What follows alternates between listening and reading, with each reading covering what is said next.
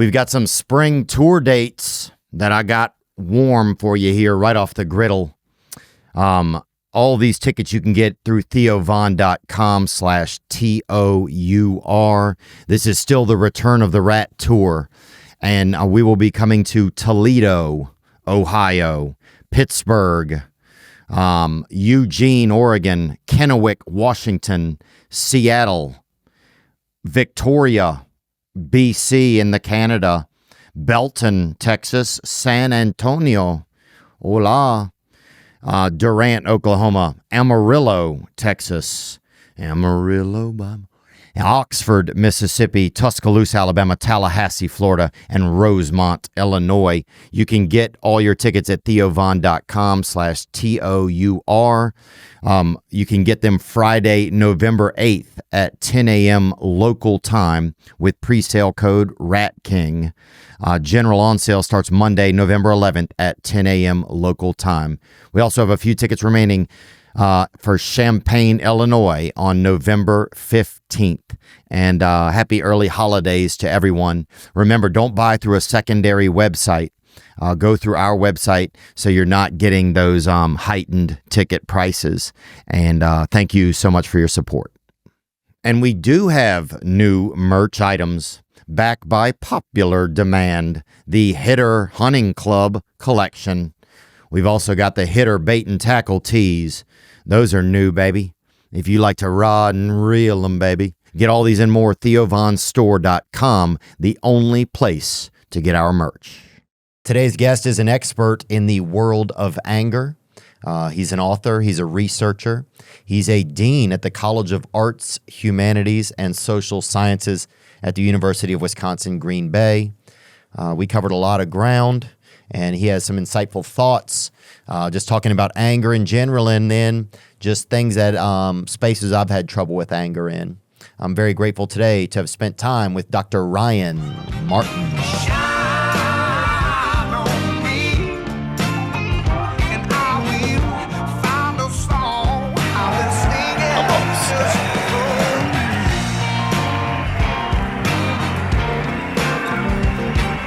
I think the thing I thought was cool is just the variety of guests you've had on over the years. I mean, it was impressive. It's a cool. Thanks, man. Yeah, it was a cool group. Yeah, I mean, there's been some real smart people, some real perverts that have come on here, some real creeps. We've had all kinds. Yeah, well, good. Well, I hope I fall in that first category. I hope I'm not one of the perverts or the creeps. Yeah. TBD, brother. We'll see where TBD. We'll see where we end. Dr. Ryan Martin is here you're a professor at University of Wisconsin, Green Bay. Yep. Right. That is right. And and we wanted to talk with you today about anger because that's the world you work in, right? Yep. Anger? Yep. Okay. Exactly. Yeah. So I've been working at the university for the last 19 years. I've been teaching psychology for 18 of those years. I actually just started a year ago as the dean of arts, humanities, and social sciences. But most of that time I've been researching, and actually even before that, I was researching anger and teaching and writing about anger. And what made you get into it? Did you have like some things when you was a child that got you really angry? Yeah. Some of it was that. Some of it, there's this long story about my family and what was called the Martin temper, right? And referred to mostly the men in my family who were like quick to get mad. Oh yeah. Starting with my dad, but not ending with him, right? And so both my brothers, me, and so it was something I was just. It's interesting because I think people assume, anger is. That it was like hostile or uncomfortable or that we didn't love each other. Professional wrestling or something. Yes, exactly. But it wasn't that. It was a really loving home. Like I get along great with my siblings. We've got really great relationships. All of us have chilled out quite a bit since then. But so it's just something I grew up with. And it was a theme. Yeah. And when I went to college, decided I was interested in studying it more, and then went to grad school and started working with a professor who studied it. His name's Dr. Eric Dahlin, and he was researching anger, and it just became something I was really passionate about and really interested in. So yeah, it seems like it was kind of a family affair then, kind of, and so obviously that's maybe that's just a sign out of the gate that it's something for you to like reflect on and learn about, you know. Yeah. So when people like, because I get angry all the time, I'm pretty angry a lot, even though maybe sometimes I don't seem like it. But when people say anger, like, what do they mean? Like, I know it's so basic, but like, what is anger? Yep.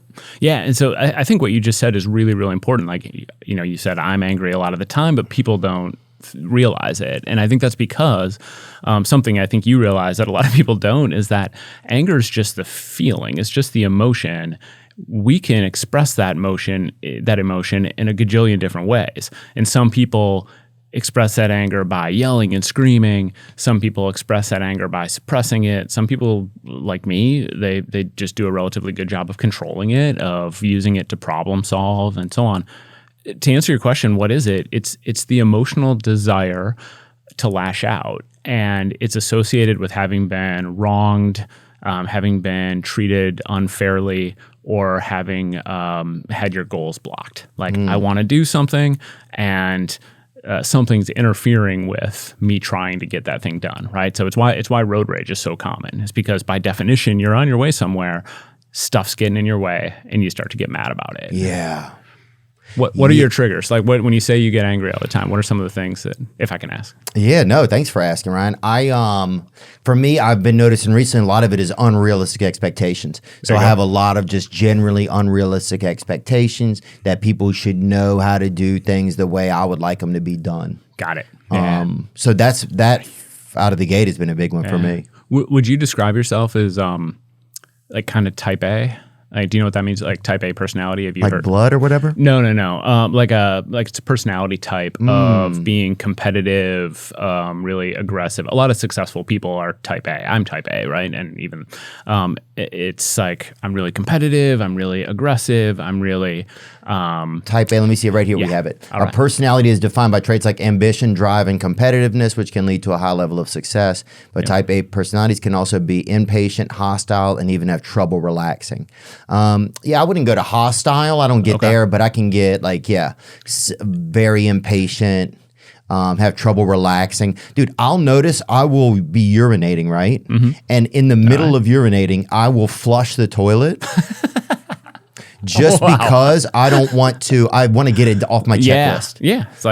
It's already done. You got a to-do list, right? Yeah. Right. Nice. And so it's still weird because I'll then still urinate into the toilet. But it's like I've already, But so impatience, is definitely a big one for me. You got to learn to time that just right so that it's like just as you're finishing, it's going down. Yeah. Yeah. Well, I'm sure that's how I started. But then after a while, it was like, well, why do I, but I noticed that about myself. Like that's a real thing that I noticed that's like, that for me was like, wow, I have a lot of impatience, Yeah. Well, I think the reason I ask is because what you said about like setting unrealistic expectations is that's really common for people who are kind of type A, right? Who have this competitive trait is that they think, hey, the people should, I want to accomplish a lot, and me accomplishing a lot relies on other people to get their stuff done and taken care of.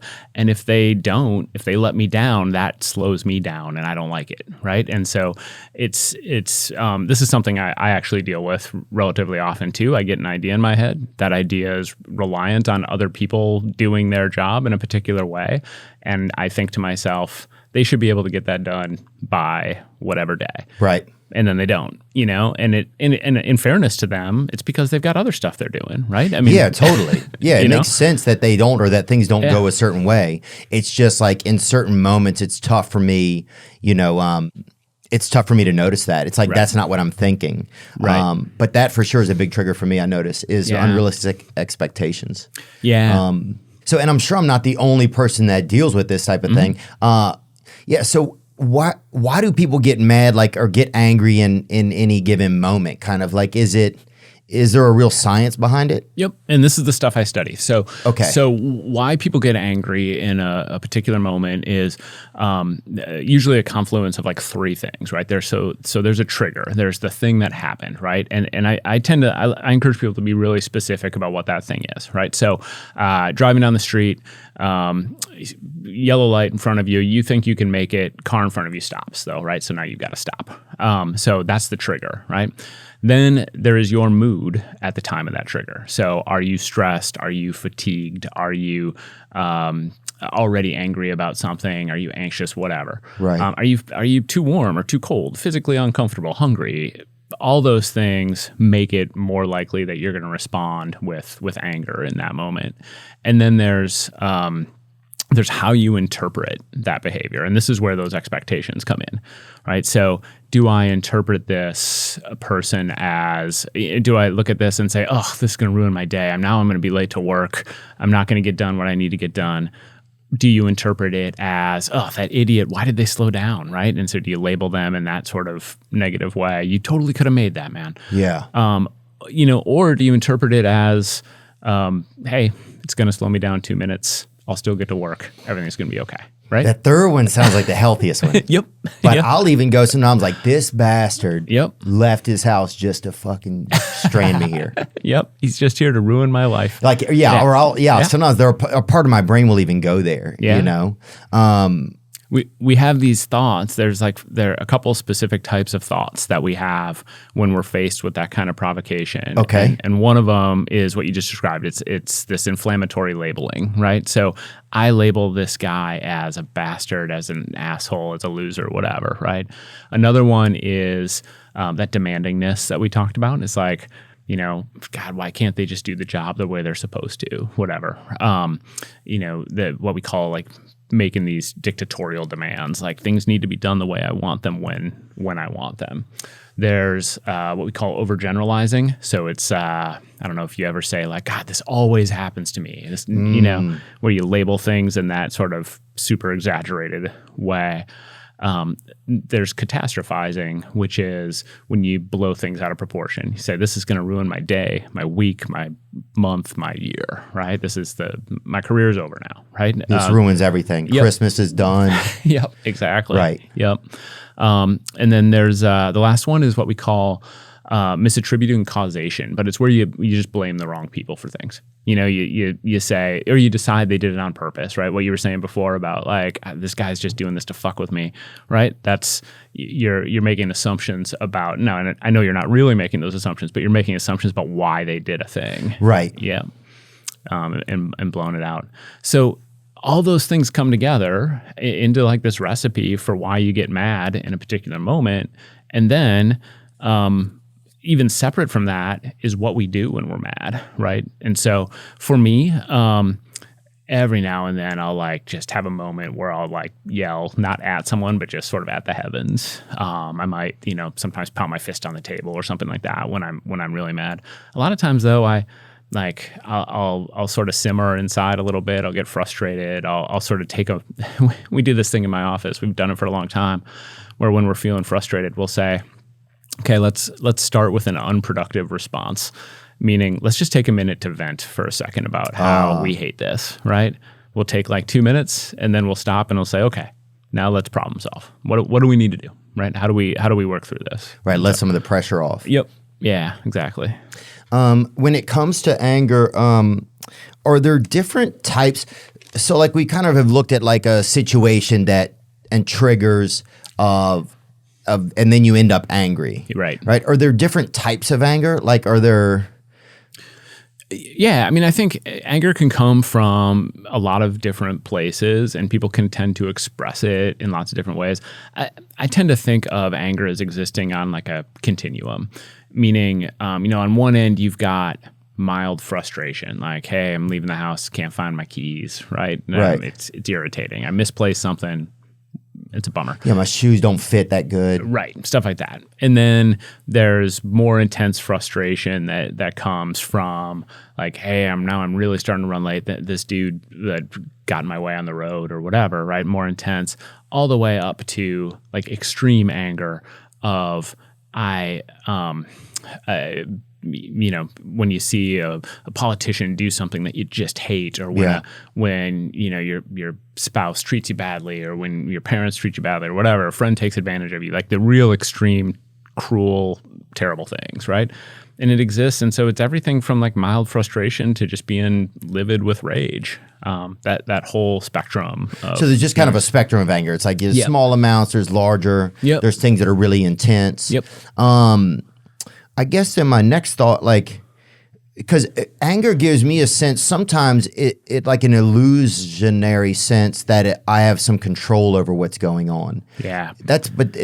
But at the same time, I feel out of control. Like, because anger sometimes makes me want to take an action. So that makes me feel like I'm in control. Yep. But then like, I'll get so like just sometimes just blinded by being angry that it's like, I know I'm out of control, you know? Yeah. This is one of the things that, so I don't know if you've ever had this experience, but have you ever been so angry that you started to cry?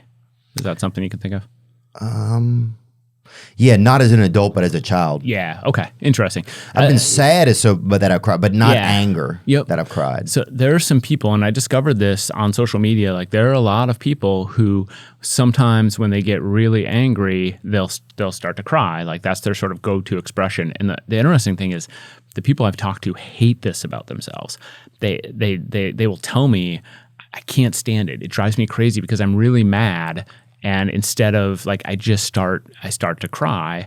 And I think a big part of what's going on there is a pretty intense feeling of helplessness. It's like, not only am I being treated badly, not only am I being treated unfairly and having my goals blocked, but there's nothing I can do about it. I'm just stuck. Yeah. And that hurts, you know, and it doesn't feel good and it feels scary. And so I think for a lot of people, that hopelessness and helplessness lands them in a place where they just start to tear up. Like it sort of dovetails with sadness in this very real way. Whereas for people like me, when I'm feeling particularly sort of helpless or hopeless and angry, I tend to focus on, okay, so where are the places where I can make a difference? Where are the places where I can take a little bit of power back, right? And try and solve this problem.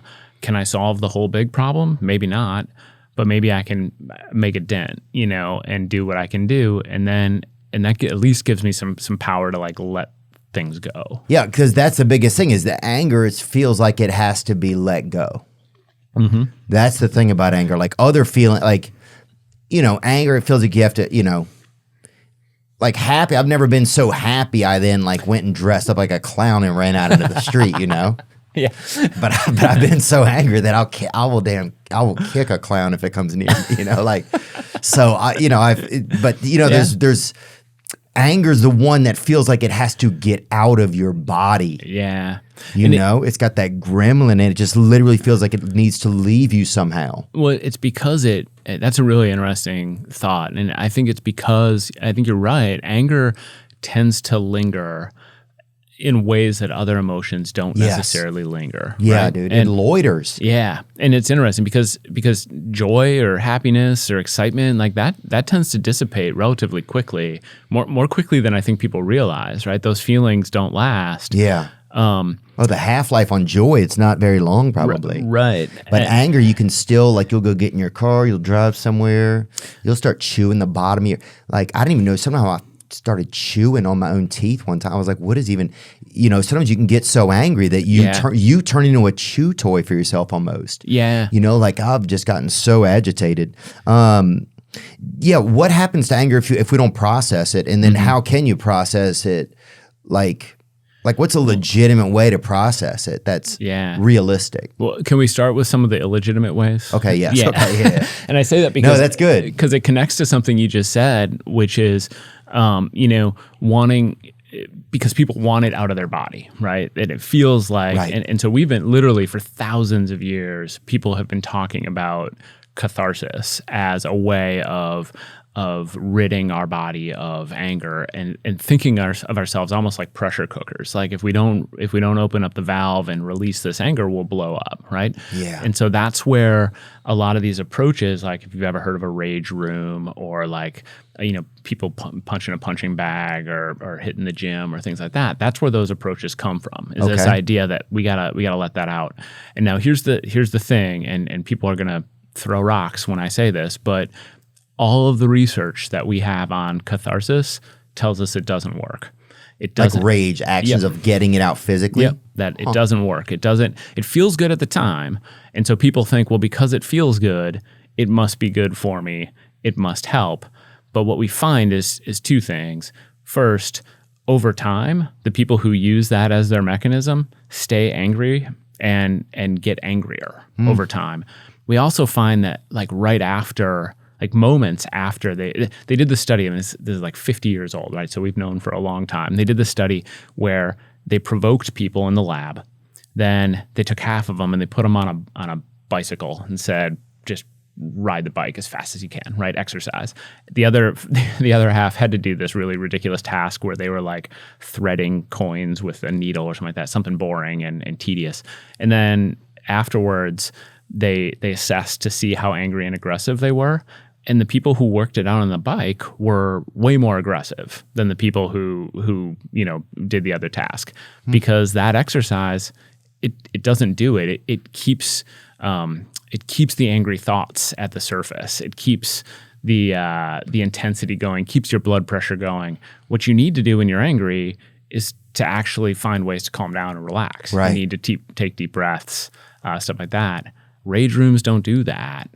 Hitting a punching bag doesn't do that. Wow. Yeah. And I guess you feel like it does because, again, anger is that act. It's that, I mean, it almost makes you act. It's Right. like, people do things in a fit of anger, in a fit of rage. It's like, it's like this energy it's almost like it's always leaving a diving board, know? Right. So to get that to that, it almost feels like inertia or whatever. So to get it to stop, I think is, sometimes it's kind of harrowing, I feel like. Right. There we Rage go. rooms invite people to engage with their anger, but do they actually work? Yeah. This is a study that came out. I can't see who wrote it. Marcus Biddle. I don't know Marcus. Rage rooms. They just had one for women that they opened up. I saw this. Did you? Think. Yeah. It's You bring that up? I think. Rooms for women? I think is it a rage room or do they take them out into the woods? If they're taking them into the woods, I'm not getting involved in it. You know what I'm That's a saying? good- Like, That's it. I'll let as many ladies as they want just go ham inside of a Yeah. Bed Bath and Body Works or whatever with a shovel. Yeah. I'll join them. But I don't think we need to like bring anybody into the woods. Yeah, that's probably not a great. Can you see what's going on here? Though I just want to. I think it was like a New York Times article or something. This was an article about rage, women rage, getting it out. Yep. Well, because sometimes my rage, it will almost feels like it blinds me. Right. It's Yeah. like it is so overcoming. Because if you don't, so if somebody doesn't process. I mean, I think like probably truly the worst thing So- people can do is that a cathartic expression. It's like breaking stuff, exercising. Those are probably the bad ways. Right. Yeah. And I guess it just feels like that because physically you're doing something. Yep. Like, obviously I'm taking an action. Yep. There's an actual physical action, then it feels like, oh, that should be helpful. And it is what your body wants to do, right? Because I mean, if we define anger as the emotional desire to lash out, well, then your body wants to lash out. And so if you give it that, it's going to feel good. That doesn't make it good for you. I mean, Right. We could talk about this with other, I guess some other like bad ways to deal with your anger, but these are obvious to people is like doing drugs, right? Overeating, just calling a friend and screaming at them. Like those things are bad for you. They're mean. Do they make you feel better? Sometimes in the moment they do for people, right? But that doesn't make it good for them. But sometimes I think it feels like doing one of those things is healthier than doing something physically dangerous. Yes. Yep. I think so. Yeah. I think you're right. Although, I mean, long term, those things can be physically dangerous too, for 100%. sure. But yeah. Right. Yeah. In the moment. Yep. Yeah. Yeah. Yeah. And that's the worry actually is that. So what we find is that people who use like if their approach to dealing with anger is I'm going to go punch this pillow, or I'm going to go punch this punching bag, or I'm going to tear phone books in half or whatever. Yeah.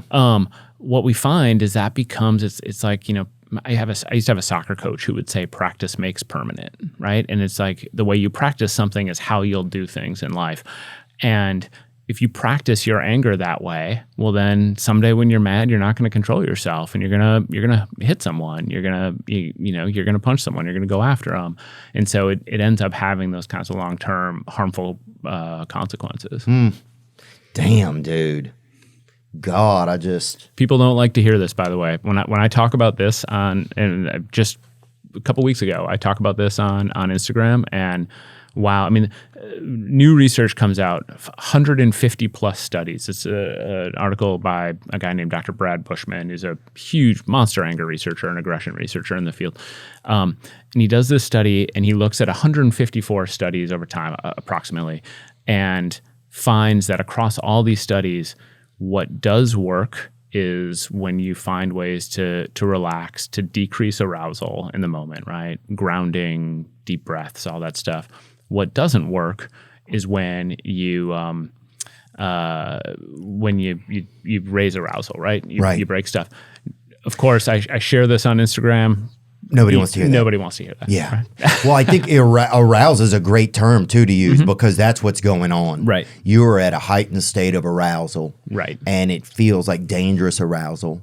Right. But even then, I could see maybe if you're going to work out or get it out that way, you're keeping the arousal at a high level. Right. Because you're keeping like at least something inside of you aroused. Right. Every now and then someone reaches out to me and asks if I'll open a rage room? No, if I'll support theirs. Like if I'll go and like promote their rage room, and I have to tell them no. Like you obviously haven't paid attention to what I have to say. These places took abandoned warehouses and vacant offices and turned them into businesses made for organized chaos. Some were also marketed as an alternative to anger management. Yeah. The one in my town has makes itself available for gender reveals. Oh, really? I don't know what that looks like. I could see that maybe. I'm trying to think if you beat a cushion hard enough, like, a couple twins pop out of it or something. I don't know. Yeah. That's wild. Fill up a printer with either blue or pink toner. Oh, there you go. You trash it till it spills all over. Yeah. Yeah, I don't know if that would be. I wonder if the rage room. A lot of them I've seen. Well, a lot of rooms. I noticed this happened too. There was a business like de-evolution where a lot of escape rooms went under. Okay. And then they turned into rage rooms. Oh, interesting. And then they just went out of business completely and just turned into one-bedroom apartments that have like a trap door in them or whatever. Dude, I remember there used to be a place in LA downtown. They'd have it was like a Vietnamese establishment, and you would put on like a dog bite suit, and these guys would literally beat the smack out of you for like $80 for 15 or 20 minutes. Wow. My brother and I used to play that game when we were kids, actually. Yeah, we really would. We'd play this game where we would pile up a bunch of, like, we were a sports family, right? So we had like all sorts of gear. We'd pile all this gear in the middle of the room, and we'd draft items. Like we'd each take a thing, and then you'd put it on, and then we had these big plastic Tinker toys, and we just beat the crap out of each other. That. Yeah. So it was great. Maybe, yeah. He's a lot older than me, though, so I usually lost. So, well, it sounds like he was, it seems very unfair that he would do that. Yeah. If he was a lot older, like how old, like 12 years older? Just 5. Oh, that's kind of fair. Even that's getting a little outside of the range of able to beat my brother age. Yeah, agreed. You should tell him that. We'll let him know. Yeah, here's one right here, the rage room. There we go. Oh, somebody hit a... Maybe they did hit an ink toner. Yeah. A toner cartridge. Oh, there's something that had a dangerous gas in it. They said nerve gas. Jeez. Yep, that's what you do. Look. Gotta be careful. Yeah, you gotta be careful. Yeah, I guess I don't know if I've ever even been to one. I don't know if it was something that really excited me. So what would be healthy ways to process anger? I mean, some of them seem kind of obvious. Yep. They don't seem that much fun. Right. Yeah, no, that's true. I think there's two ways of thinking about this. Like the first way is to think about, okay, when I am angry, what do I do to deal with that anger, right? And that's where that study I was just telling you about, 154 articles that essentially find you gotta find ways to de-escalate, right? So what are those different mechanisms? And there are different ones for different people, but it's the deep breathing, it's mindful walking. It is, so you go for a walk and you just think about your thoughts and try and relax. You think about nature, or you think about whatever's going on. Cool study just came out, by the way, that found that college students who go for walks versus college students who go for walks and bird watch, that the bird watching is actually better for their mental health than just going for walks. Really? And it's kind of peeping Toming on nature, I feel like. I mean, it's true. Yeah, no, you're right. It's voyeuristic. It's like, look, this bird's just trying to live its life. I know. Here think I about am. That. Yeah. Look at this bird just feeding his children. You're sitting there just googing in the windows. Yeah, it's kind of crazy. But get out of that bird's business. Yeah. But I think what's happening is that it forces people to get out of their head, right? Right. And so it doesn't have to be birds. If you wanna look at something else, Right. If you feel more comfortable leaving those birds be, Okay. you can just be like, I'm gonna identify leaves. Okay. right? Yeah. I'm just going to absorb something out here. Yeah, Right. and it's because then it gets you out of your head to look at the thing and focus on the thing, and so like those kinds of de-escalation approaches are some of the best things to do. The truth is though, there's like infinite things you can do with your anger, and so sometimes you can channel it into problem solving. You can say because ultimately what anger gives you is energy, right? I mean it gives you energy to confront the injustice, and so if you experience something that is truly unfair and you want to do something about it, well, there's lots of things you can do, right? You can protest, you can write letters to the editor, you can donate money, you can join all these causes to try and solve those problems. Yeah, that's a really good, healthy way to deal with your anger. Yeah, you can hire one of those planes to write something in the sky. Exactly. Yeah, exactly. Stop smoking, love mom. It says on it. Yeah, nice. I know. My mom wanted me to stop. Is that how she got you to stop? She rented a plane? And nice. She did one year. Pretty sweet of her, kind of crazy. That's really kind, yeah. No. But yeah, so you can put your anger into something. Yep. Is that legit? Is that a real thing you can do? Like put that in? Well, I guess you already are activated. Mm-hmm. Yeah, I this is the example I use. I came home, so when my kids were young, when your kids are young, like the only thing in the world you want is a little bit of time to yourself, right? At the house. And so I came home from work one day, and I think I knew in my head I had like 20 minutes before everybody else got home that I was just alone, right? And I thought I'm gonna live my best life for 20 minutes, and then I checked the mail and there was like a flyer in there. Damn, that's your best life. I feel you, dude. Guys have the worst best lives. It's like, I'm gonna live it off, dude, and I'll just eat I'll just find an old can of peaches or something and open them and just try one. Just like a pudding cup. And here we go. And then your wife comes in and you're like, oh, she's like, this is so sad. Yeah, this is for 20 minutes. I had this pudding cup. Yeah, but I'm going to check this mail while everybody's just letting me be. I feel you, bro. Exactly. God, so we're idiots. So I checked the mail and there was like a flyer in there for some political candidate who was just saying like nasty stuff about this. I got so mad. So I spent that 20 minutes. I sent an email to the guy I didn't like saying that was BS. What's wrong with you? I sent another email to the guy I did like and said like, hey, thanks. And then I donated money to the guy I was supporting. And so by the time I was done, family's home, Right. But that's what, I was exhausted when I came home, but anger gave me the energy to do something. Now, did I solve all the world's problems? No, but I did something, and it felt better afterwards to do that. Right, and something that's more productive than just just like getting some spray paint and just tagging up writing profanity on a wall or doing. Right. I'm trying to think of anything that could be negative. Right. So because it was the mail that made you negative. So then you're like, what am I going to do with it now? Yep. But those are like safe ways. Nobody's going to get hurt. Right. Exactly. Yep.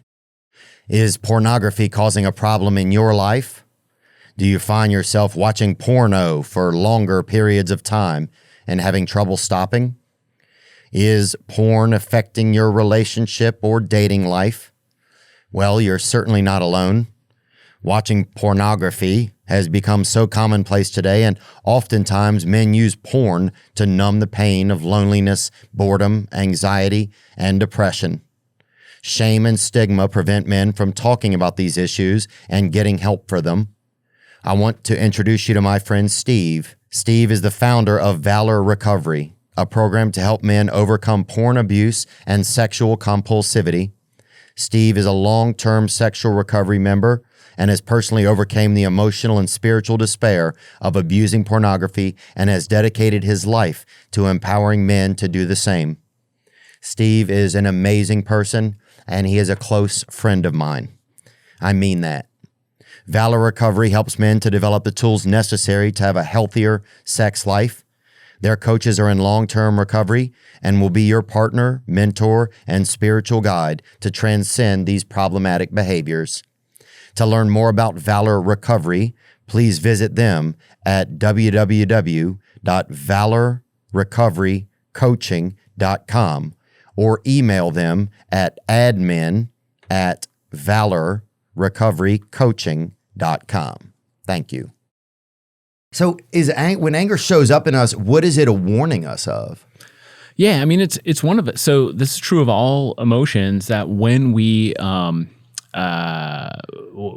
feel them, it's one of our brain's ways of like providing us information, right? So when you're scared, that's one of your brain's ways of saying, hey, there's a threat, right? There's danger around.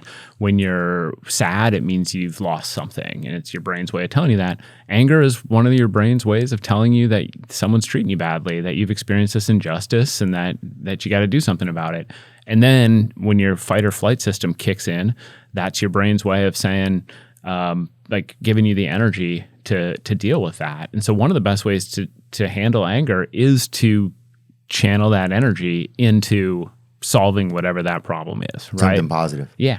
I feel like, but if some of it could go, because what if you tell someone like, yeah, you should get into quilting or doing something that's and then they just quilt like a advertisement for Saw 2 or whatever, because that's how angry they are, like that would be my biggest, but I guess that would be like at least a nice piece of art then they could sell. Yeah.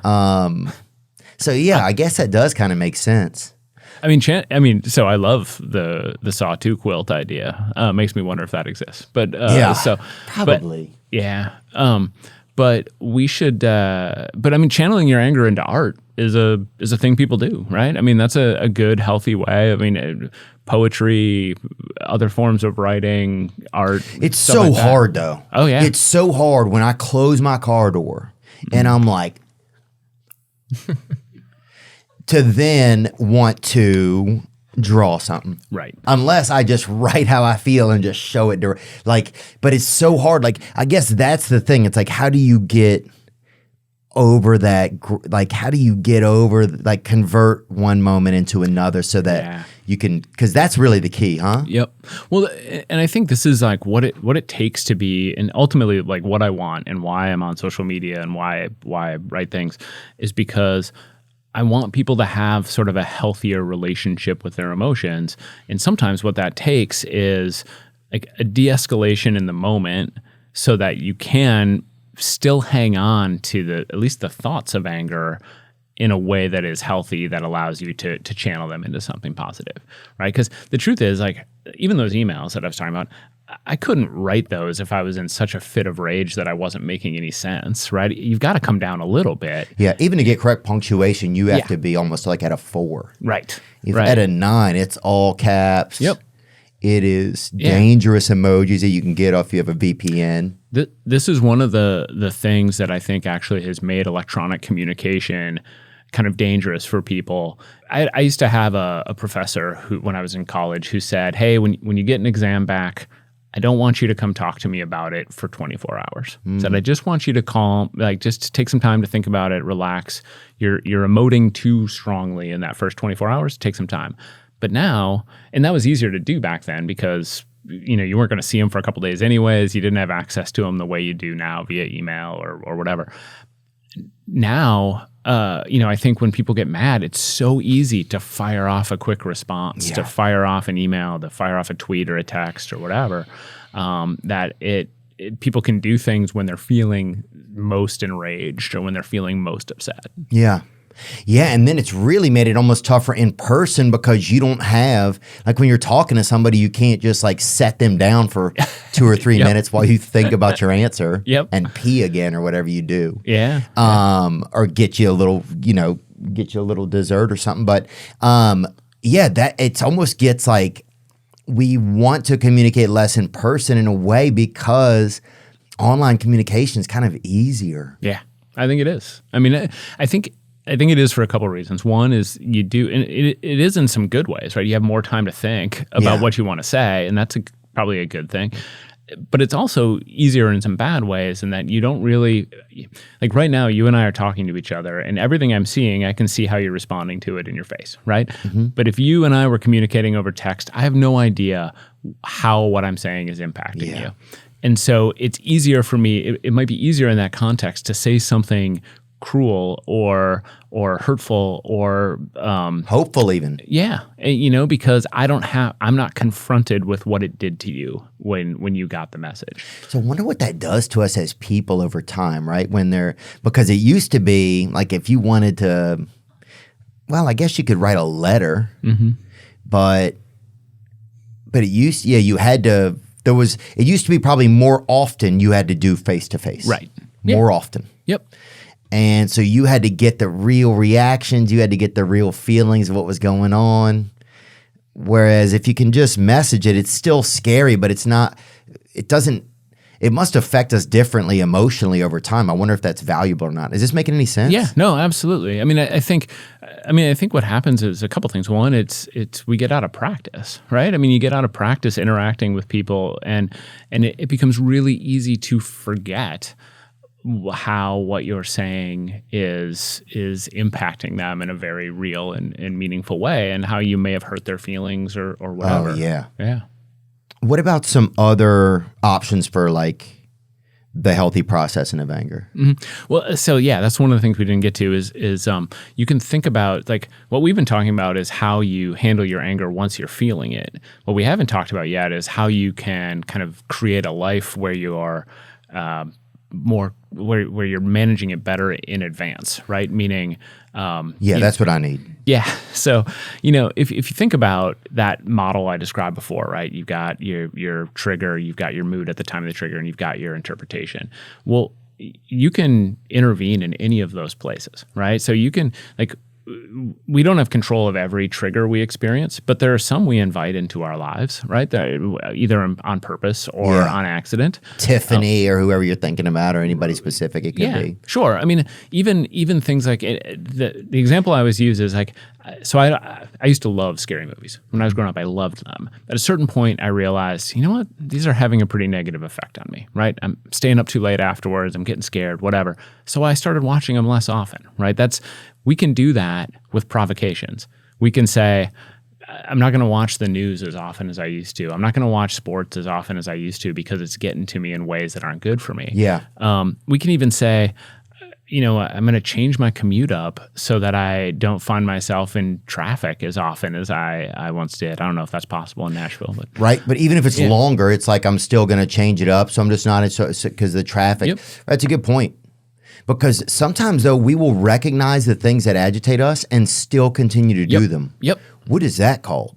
Yeah, I don't know if that has a name, actually. But you know what I'm talking about? Yeah. No, I mean, when people continue to sort of walk into those situations that leave them feeling frustrated. Yeah. It's absolutely. Like you want the agitation, like it's going to bother you, so then you're going to be able to be angry. Your anger almost becomes an addiction in a way. And the worst thing that can happen there sometimes is we so anticipate that a situation is going to go poorly that we actually bring it out of that situation. Like we're going to Thanksgiving dinner and we know our uncle is going to be racist or whatever. And so we go there and we end up sort of, first of all, we're hostile to them in advance in a way that it actually brings out their hostility back to us.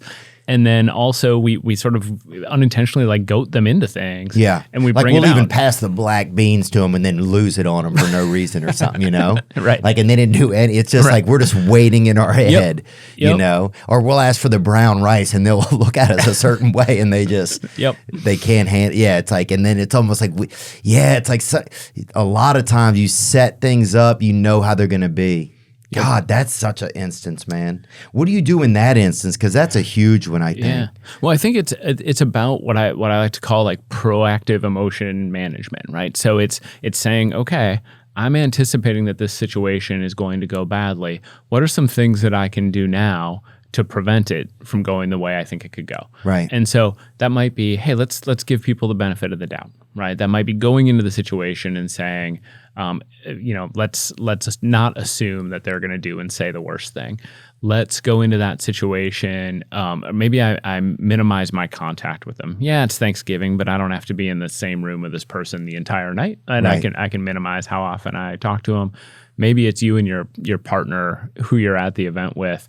You have like a safe word, right? When you're getting frustrated, that some signal that you can do to send them a message saying like, hey, get me out of this, right? I mean, there's all these things we can do. It's just we have to be thoughtful about it in advance. And I think a lot of times we're not thoughtful about it. Yeah. I'll struggle. I know sometimes, like, if I know, like, sometimes I can cut myself off and I'd be like, hey, go introduce yourself in the beginning instead of keeping an air where it's like you have something in your head. Yep. Because I'm in recovery, and so I'll have a lot of things, like I'll build a world in my head that's not really going on in the world around me. Yep. And so so sometimes some of those things I can cut off, like, hey, go say, hey, how's things going? Yeah. That way you've already created the first space of communication. It's been cool. Everything's good. Then if they do say something, sometimes that if you're expecting somebody to say a certain thing, it doesn't really land on you the same way. Yep. A lot of times for me, it is I'll keep myself away from people if I know I'm agitated. So that's one of the things I think you said, of just being able to prepare a little bit. But then it's like sometimes it's like that isolation builds on my own agitation because I'm always just kind of in my own world processing stuff. Yeah. No, that's really interesting that, like, you know, we often do sort of create this world that may or may not be realistic. And we assume, you know, people are going to be a certain way, they're going to do a certain thing, or they're thinking. Like, we do a lot of mind reading, you know, and we assume people think the way we think they think. And then it's crazy, isn't it? Yeah, and what you just said about going up and introducing yourself or saying hi or whatever, that's really interesting, because what it does is it gives you the opportunity to realize that what you're thinking isn't accurate. Yeah, it's funny you say that, because one thing we have learned a lot in recovery is just like not believing our brain. Yeah, that our perception of things is off. Yep. You know, I mean, that's really important, and it's like you want to trust yourself, but you also have to leave some room to say, you know what, hey, my understanding of the situation could be wrong, right? Yeah. And when I meet people, I've got to let them. I mean, yeah, I can go in and I can be cautious, right? That's one thing, but I shouldn't assume that my understanding of them is 1,000% accurate. Yeah, yeah, and the more I isolate and stuff, the more that bad perception builds. Yep. That's what's fascinating to me. It's like it grows its own muscles. Yeah. And that is, I think if there's a thing that I find sort of most dangerous or worrisome about modern day America or the world, is the degree to which we are isolating ourselves, especially from people that we might disagree with. And the degree to which we're not having like real conversations with people where we can get an opportunity to learn how they think, right? We make assumptions about what other people are doing and saying, and then we react to those assumptions more than we react to what's actually happening. Yeah, it is interesting how much we become kind of puppetable by, like, I don't know if I just want to say mainstream media, but by bigger stories maybe that we didn't write ourselves, kind of. Yeah. You know? Well, and you know, and when you think about what like the social media algorithms do and how we end up seeing the content that we agree with more regularly, we interact with people who think like us more regularly, right? We just are seeing that we're connected. I put that sort of in quotes, but connected to more people than ever before, but not really, because one, we're only seeing a very specific sliver of their lives, and we're not having this. We're not necessarily engaging with people who are different from us very regularly. I mean, do you guys notice that we're any angrier now than we were in the past? Yeah. This is. I wish we could go back in time and like have some sort of anger thermometer, right? That could measure anger over time, because this is the question that I think everybody wants to know the answer to: is, are we angrier now than we used to be? Yeah. And in so many ways, it sure seems like we are, right? Because we see tons of examples of it. We see so much rage. I think the parts that we don't have answers to is a lot of that rage just more visible now than it used to be, right? Are we seeing it more now because of social media, right? So we get more stuff captured on video than we ever did. And that might be what's happening, that those things were happening before, we just didn't know. It could also be that particular expression styles have become normalized, right? So yelling, screaming, those things are like hostility. Those things are becoming more common. Point, huh? Yeah, and so maybe that anger was there, but those outward expressions are much more common now. I think there is some reason to think we're angrier now than we used to be. I mean, I think like the stuff we just were saying about social media is definitely bringing out. With the illusion, I think there used to be more of, I think like tradition we had, it felt like there was more of a sense of togetherness maybe. I wonder if those things left people feeling more complete or safer in their country. I do start to notice that there starts to feel a little bit of like, what could happen in 15 years?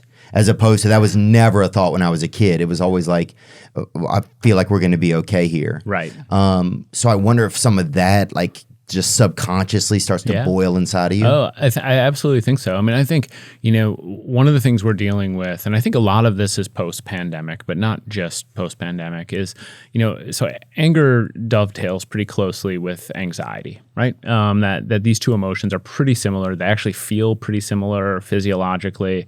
So there's a lot of overlap there.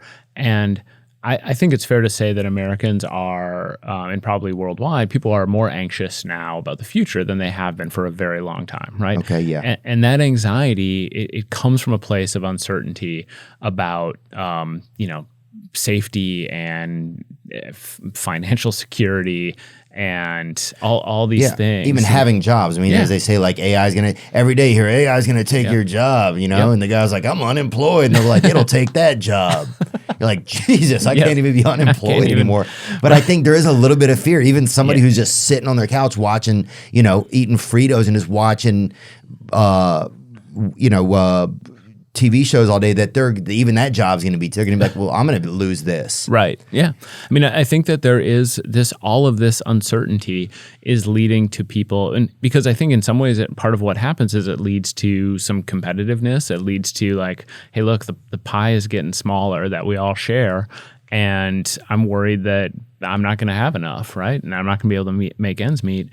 And all of that leads to frustration with your fellow humans, right? Oh yeah, because your perspective is suddenly, I've got to take care of myself instead of like we have to take care of each other. Exactly. And that gets a little creepy. Exactly. What do we do with pervasive anger at society and ideology? Situation out of control. I think that's another thing that happened during the pandemic is that I think a lot of people in the United States and probably globally really started to feel like they couldn't trust each other. Yeah. And I think that happened in lots of ways, right? It was sort of a sense of, hey, people aren't going to, they're more interested in themselves than they are in taking care of each other, right? They won't, do X, Y, or Z. They won't wear masks. They won't open things up. They're not worried about my finances. They're not, they're only worried about their own thing. And I think that scared people and led to a lot of animosity amongst people. When I think also people didn't know if their government cared anymore. Yep. Which was even like which was probably similar. Yeah. In the sense that we're like, can I trust my government? Can I trust like, you see stories like the opioid epidemic. Mm-hmm. And you're like, the fact that the family didn't even go to jail or face any time, and the amount of, the amount of pain that caused so many families, not to mention deaths. Right. But I think, things like that, it makes you start to question. So if you don't even think, if you can, you can always kind of question your government. I think that's safe, and question society and what's going on. It's good to think, curiously, but I feel like that was probably another thing that happened is people were like, I don't know.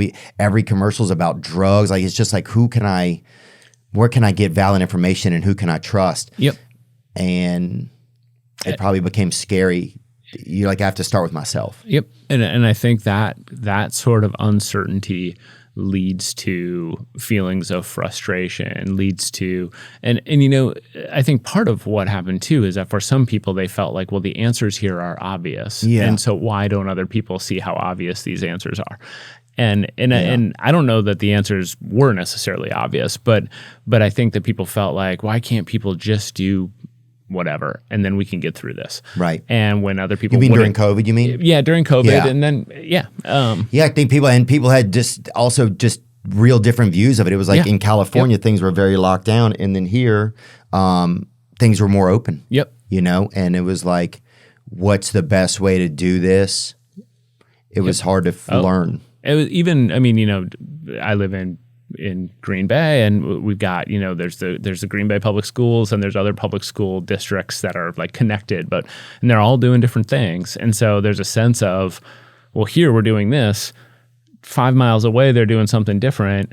Why? You know, what's going on? And so then there's an anger and frustration amongst the people who live in those communities, and then people saying, well, I'm going to take my kids and send them to that school because they're doing this, or I'm going to, you know, and so all of these things started to bubble up and lead to frustration. Yeah, a lot of frustration. Yeah.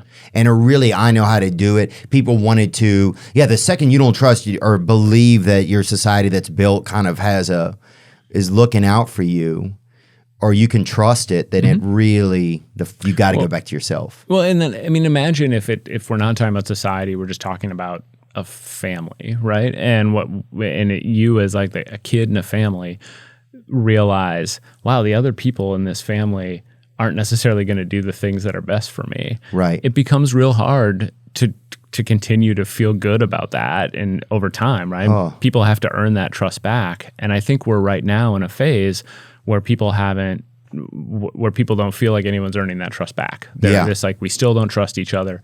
They don't have my best interests in mind. They don't care about the same things as me. What am I going to do? How are we going to get through this? And I don't think anybody's got any answers to that. Yeah. Yeah, I wonder if it's one of those things that just takes time, or, right. I mean, that's always the thing. Yeah.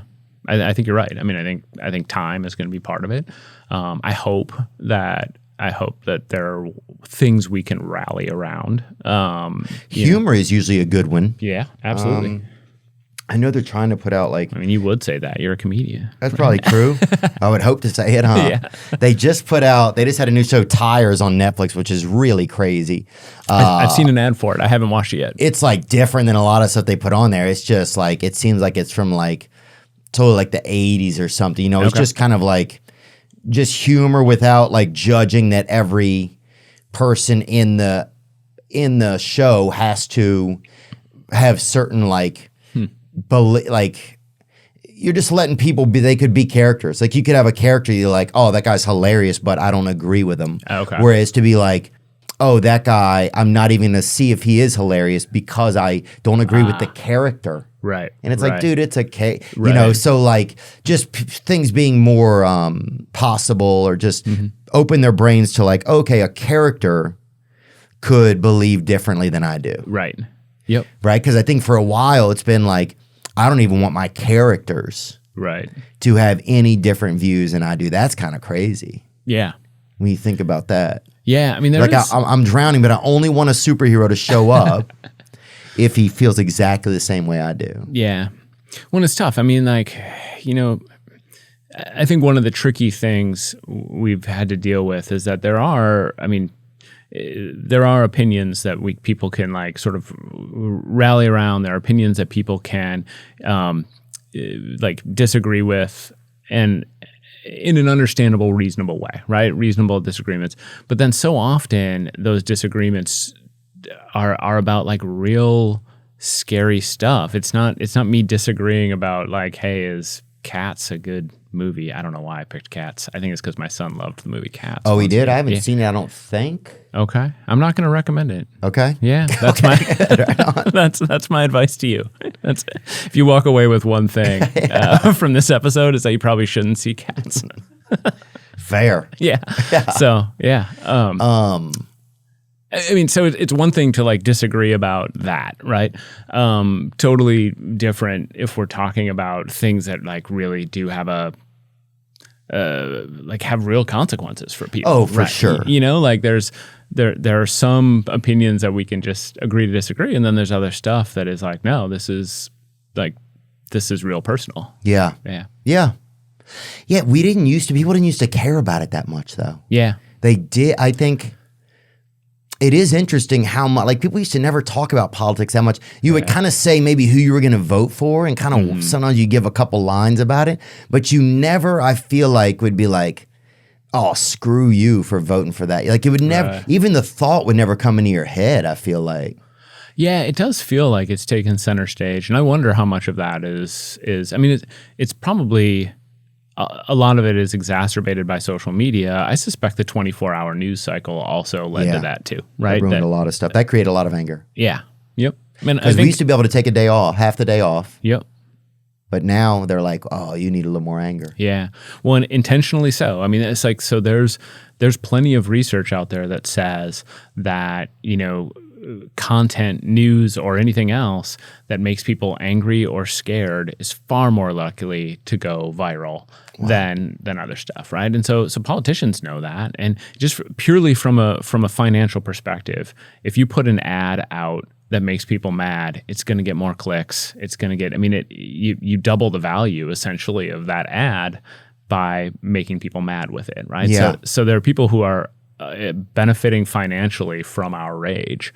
And that's not just true with politicians. That's true with Fox News, CNN, et cetera. They want to make people mad. Yeah. Get them going. Yeah. Instead of just having an article, they'll reframe the title so it has an enemy. Yeah. Yep. That's pretty crazy. Yep. Dealing with anxiety and stress in the age of the 24/7 news cycle. Interesting. Let me see. Whether it's the coronavirus, political divisiveness, threats of terrorism, or mass shootings, you might not be immediately affected by these issues, but constant exposure to 24-hour news and social media, which is often heavily skewed towards the negative, can adversely influence your mental health and overall well-being. More than 70% of Americans believe the media blows things out of proportion, which may seem harmless, but it could lead to increased stress and anxiety. Wow. So, but the tough part is if we're addicted to it, though. Right. Yep. That's the tough part, is that if we're addicted to it. Yeah. I mean, that's because, people are drawn to this thing that ultimately causes them harm. Right. And what is that? Has that always been? I mean, has it just been since the apple in the Garden of Eden, I mean, information is, people crave information, right? I mean, that's another emotion that I like to talk about sometimes is curiosity, right? And people do crave information. It makes them feel good about themselves, especially if they can share it with other people. It's like a form of social currency. Mm-hmm. So knowing things is, better than not knowing things. And so people are drawn to media. And then when that media makes them mad, they're more likely actually to share it with other people. They're more likely because it gets the reaction they want, right? Yeah. So if I came in here and told you just some sort of arbitrary fact, you'd be like, that's great. But if I came in here and told you something that made you really mad, now I'm getting a reaction. I'd be like, what the heck? Yeah. What are we going to do about it? Exactly. It's pretty crazy. And then we problem solve. So we've kind of like death hacked ourselves in a way. Like there's life hacks, and then I feel like there's death hacks. And I feel like sometimes the algorithm does that, you know, or the possibility to always have it at your fingertips. Because I'll find if I'd rather just chill or meditate, or if I'd rather go find something to make me angry, I sometimes would like to find something to make me angry. Yeah. I get that. Yeah.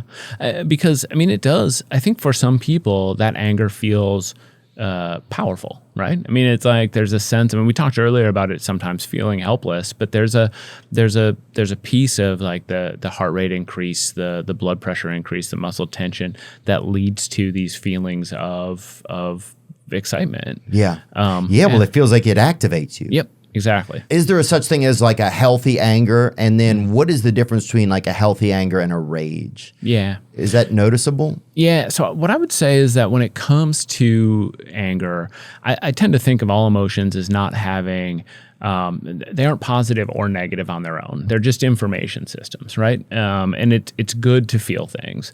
In fact, if I had a wish for people, it would be that they felt the whole sort of range of emotions, right? That's what would be good for them, but in a nuanced way, meaning that they could evaluate whether or not this thing is that they're feeling is good for them or bad for them in a particular context. So when I think about healthy versus unhealthy anger, a big piece of it is what is it doing for me or to me, right? So what kind of consequences am I experiencing? For some people, those consequences can be physical, right? They can have like heart problems or muscle tension or chronic headaches or things like that. For some people, those consequences are like relationships. They get in a lot of verbal and physical fights, online fights. For some people, those consequences are property damage. They break stuff. Steal stuff. Yep. So, I mean, sometimes though it's like other negative emotions. It's like I get mad and then afterwards I feel guilty about something I said. And so I feel real sad later, or I get scared that, my partner's going to leave me or I'm going to get in trouble. And so they have these other negative emotions. Talked about people like, That's me. I'll get upset and then I'll apologize quickly usually. But when I get into moments of really being really upset, it's hard for me to manage myself. Yeah. And then do you end up feeling sort of like guilty about it? I'll feel remorseful. I'm usually good at being able to apologize pretty quickly. That's good. Being able to notice my space in it. But the fact that it happens at all, you know, is something that has been uncomfortable for me, I think. Yeah. And I appreciate you saying that. I didn't mean to interrupt you there. No, that's all right. I think that's, it connects to, like, for a lot of people, their anger leads to things like substance abuse. It leads to overeating. It leads to substance abuse defined broadly, like alcohol, nicotine included, right? Yeah. People find ways of coping with their anger because they don't have better ways. And so they end up turning to drugs or alcohol.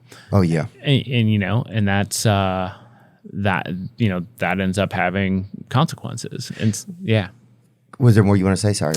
No, it's. I think that sort of covers it. But I think the big thing is there are lots and lots of consequences to unhealthy anger, right? But there's also lots of good things we can do with it, right? There's lots of ways that we can turn our anger into those positive ways. And so when people think about, okay, what's the impact of this on me and on those people around me, is to really sort of evaluate what the outcome is. Right. So if you can take a moment to evaluate what the outcome's going to be. Yeah. Yep. Like what's going to happen? Right now I'm upset. So if I act on it, then I'm going to have to apologize later. I'm going to be bummed out at myself. Yep.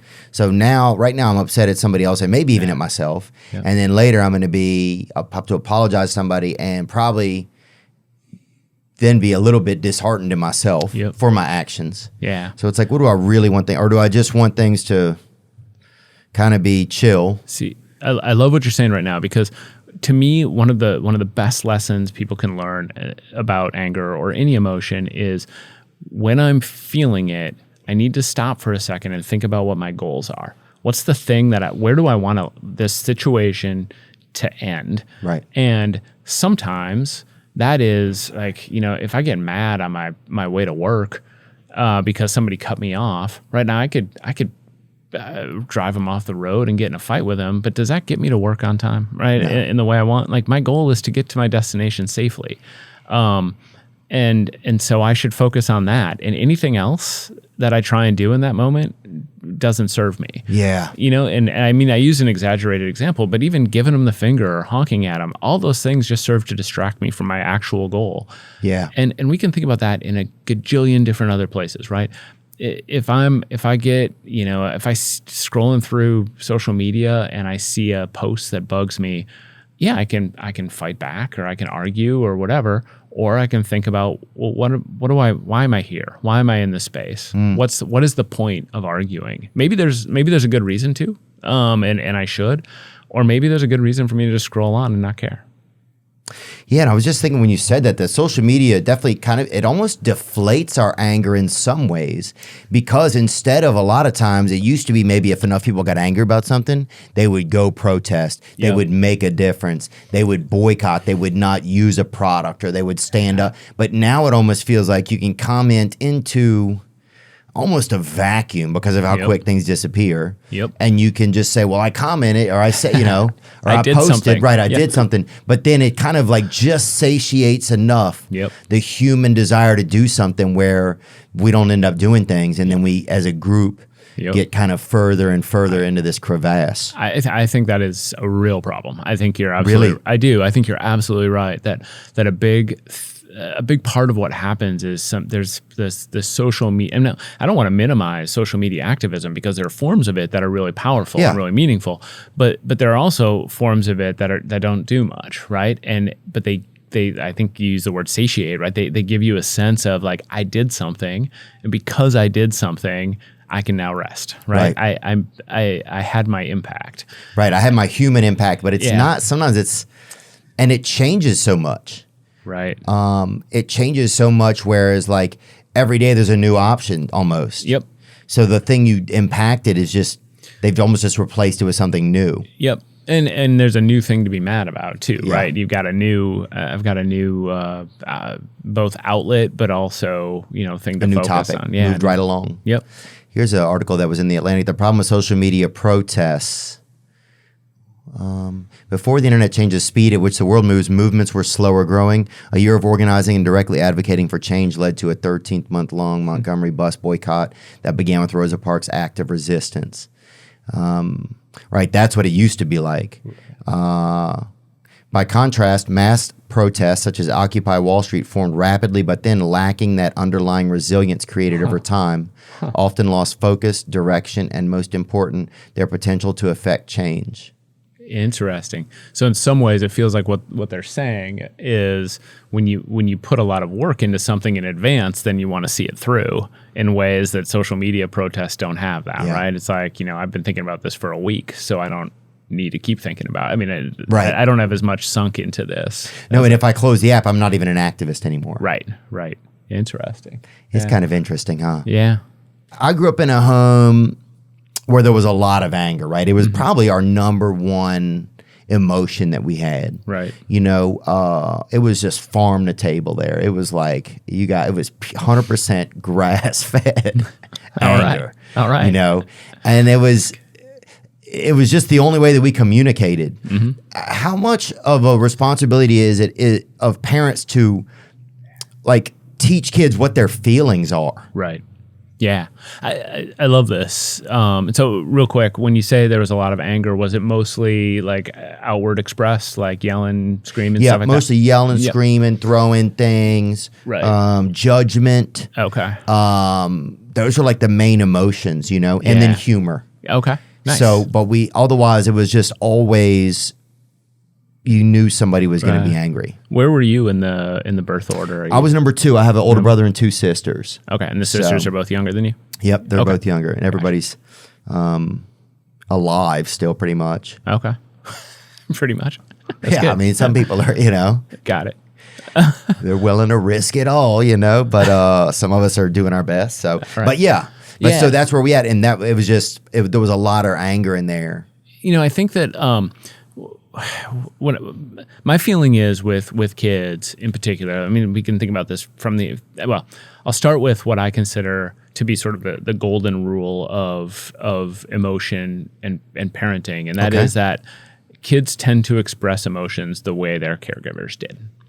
And so they tend to, and it's rooted in like age-old psychology that's called modeling, right? And so kids tend to model what their parents did. That if mom or dad yell and scream, kids tend to yell and scream as a way of dealing with emotions. And now there's some caveats to that, because simultaneously the other side is that kids sometimes get rewarded or punished for emotional expressions of particular types, right? So a kid hits somebody and they get punished for it. Now, oddly enough, sometimes they get punished for it by getting hit by the parent, right? Getting spanked or whatever. Right. That's kind of wild when you think about it like that. Right. And so, or they get in trouble for yelling by being yelled at. So there's all sorts of mixed messages there. Damn. But to me, I mean, some of the healthiest things you can do with kids when you're trying to raise emotionally wise children is to talk about feelings often, to give them the language to have that conversation, to help them identify what they're feeling. Yeah. I think that's a big problem for a lot of people, for a lot of kids, and it continues, is they don't know the difference between anger and sadness. They don't know the difference between fear and anger. Oh, yeah. I would just start Yeah. Every night you see that kid, he's just vibrating. You don't know what's going on. You got to show him a flashcard or something, Yeah. And say that's joy, that's anger, because you don't know. Right.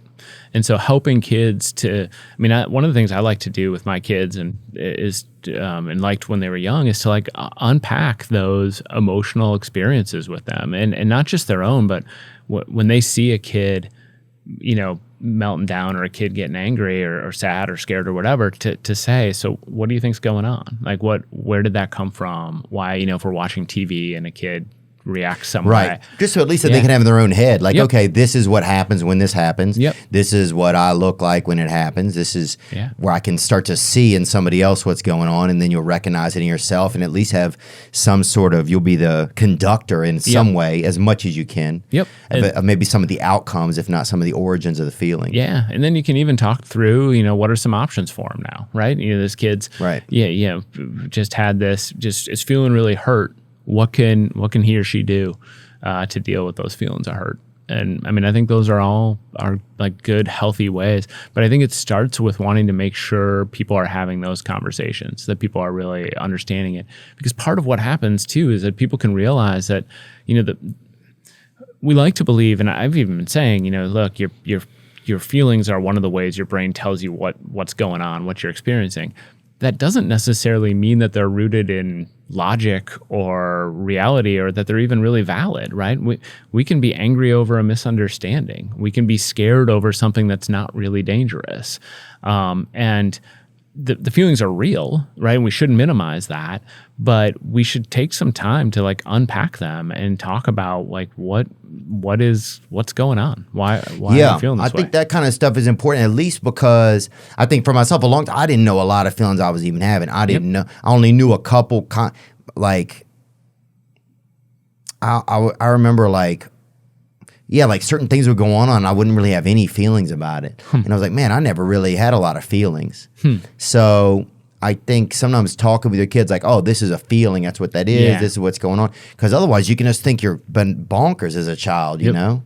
Like if somebody doesn't tell you kind of what's happening with you. Well, a lot of times kids aren't really allowed to have feelings, right? I mean, that they're shamed for them. That the message is, hey, hold that in. Don't let people see that. And then, I mean, of course, that's going to continue into adulthood, where they don't feel like they're allowed. They don't feel like it's safe to express that stuff. I was thinking, if you allow your kids, right, like space to feel their feelings, okay, does that create in them, like, recognize they're feeling something, allow them a little space to feel it, right? Yeah, does that create like more of like an emotional resilience in them, which would just then when they're angry again, it would just kind of become another emotion to them, sort of like, does that make any sense? Yeah, I mean, I think what you really want. So then in the future they could cope better. So if it happens to them next time, it'd be like, okay. Yep.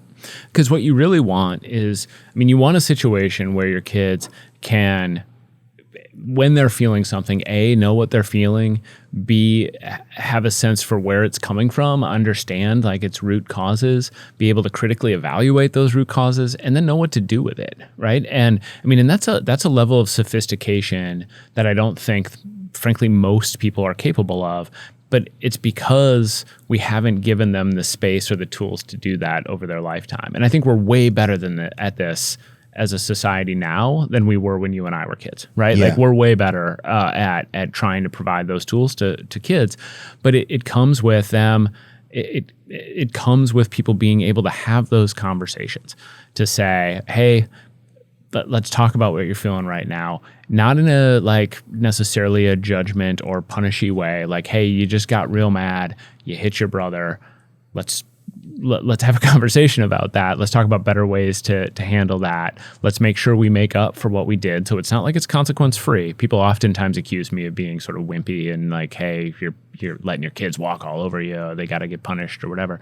It's not that it's consequence free. It's like, no, we're gonna deal with those feelings and try and figure out sort of the best way to handle it. And that helps them develop that emotional resilience going forward. Yeah, at least having some emotional understanding of yourself. Yep. But how do you then like put the cap on it where you're like, yeah, it's okay if my kid is angry, we're like, how do we not turn into one of these societies where it's just like, oh, I don't feel like going to work today, so I'm not going to go. Yeah. That's...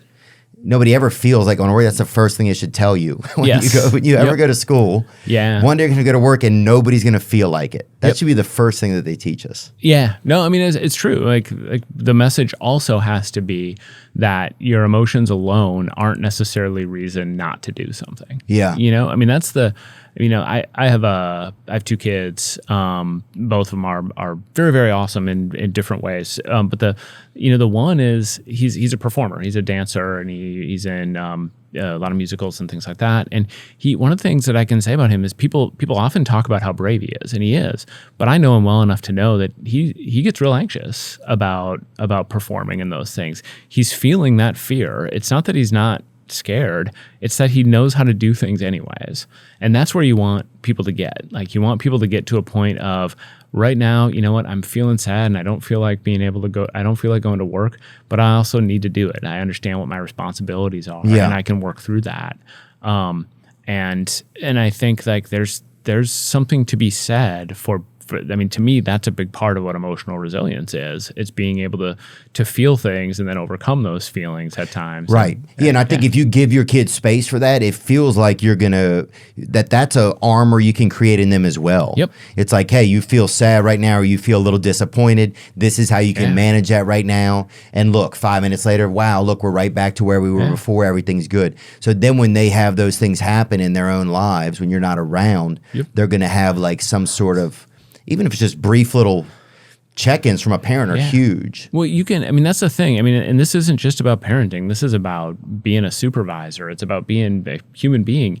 You can be sensitive and have expectations. Yeah. Right? You can be sensitive to your kids' emotional needs and have things you expect them to do.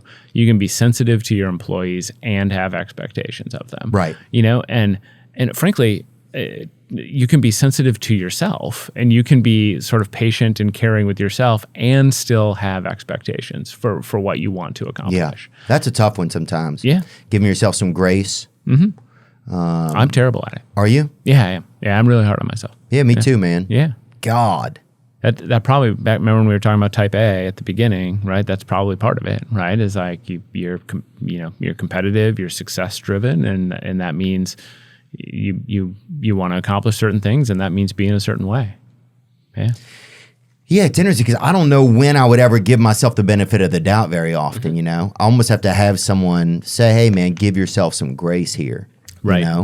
Like, feel some pride, I think, and then sometimes I don't blame us on not being a kid or whatever, but I think I never knew anything. I never knew I never knew what I was feeling or what was going on. So I think even things like that with your kid, like, hey, man, you can feel proud of yourself. Like, I know some of it sounds lame probably in some senses, but the cost of not doing it with your kids, I think, can be kind of immense. Yep.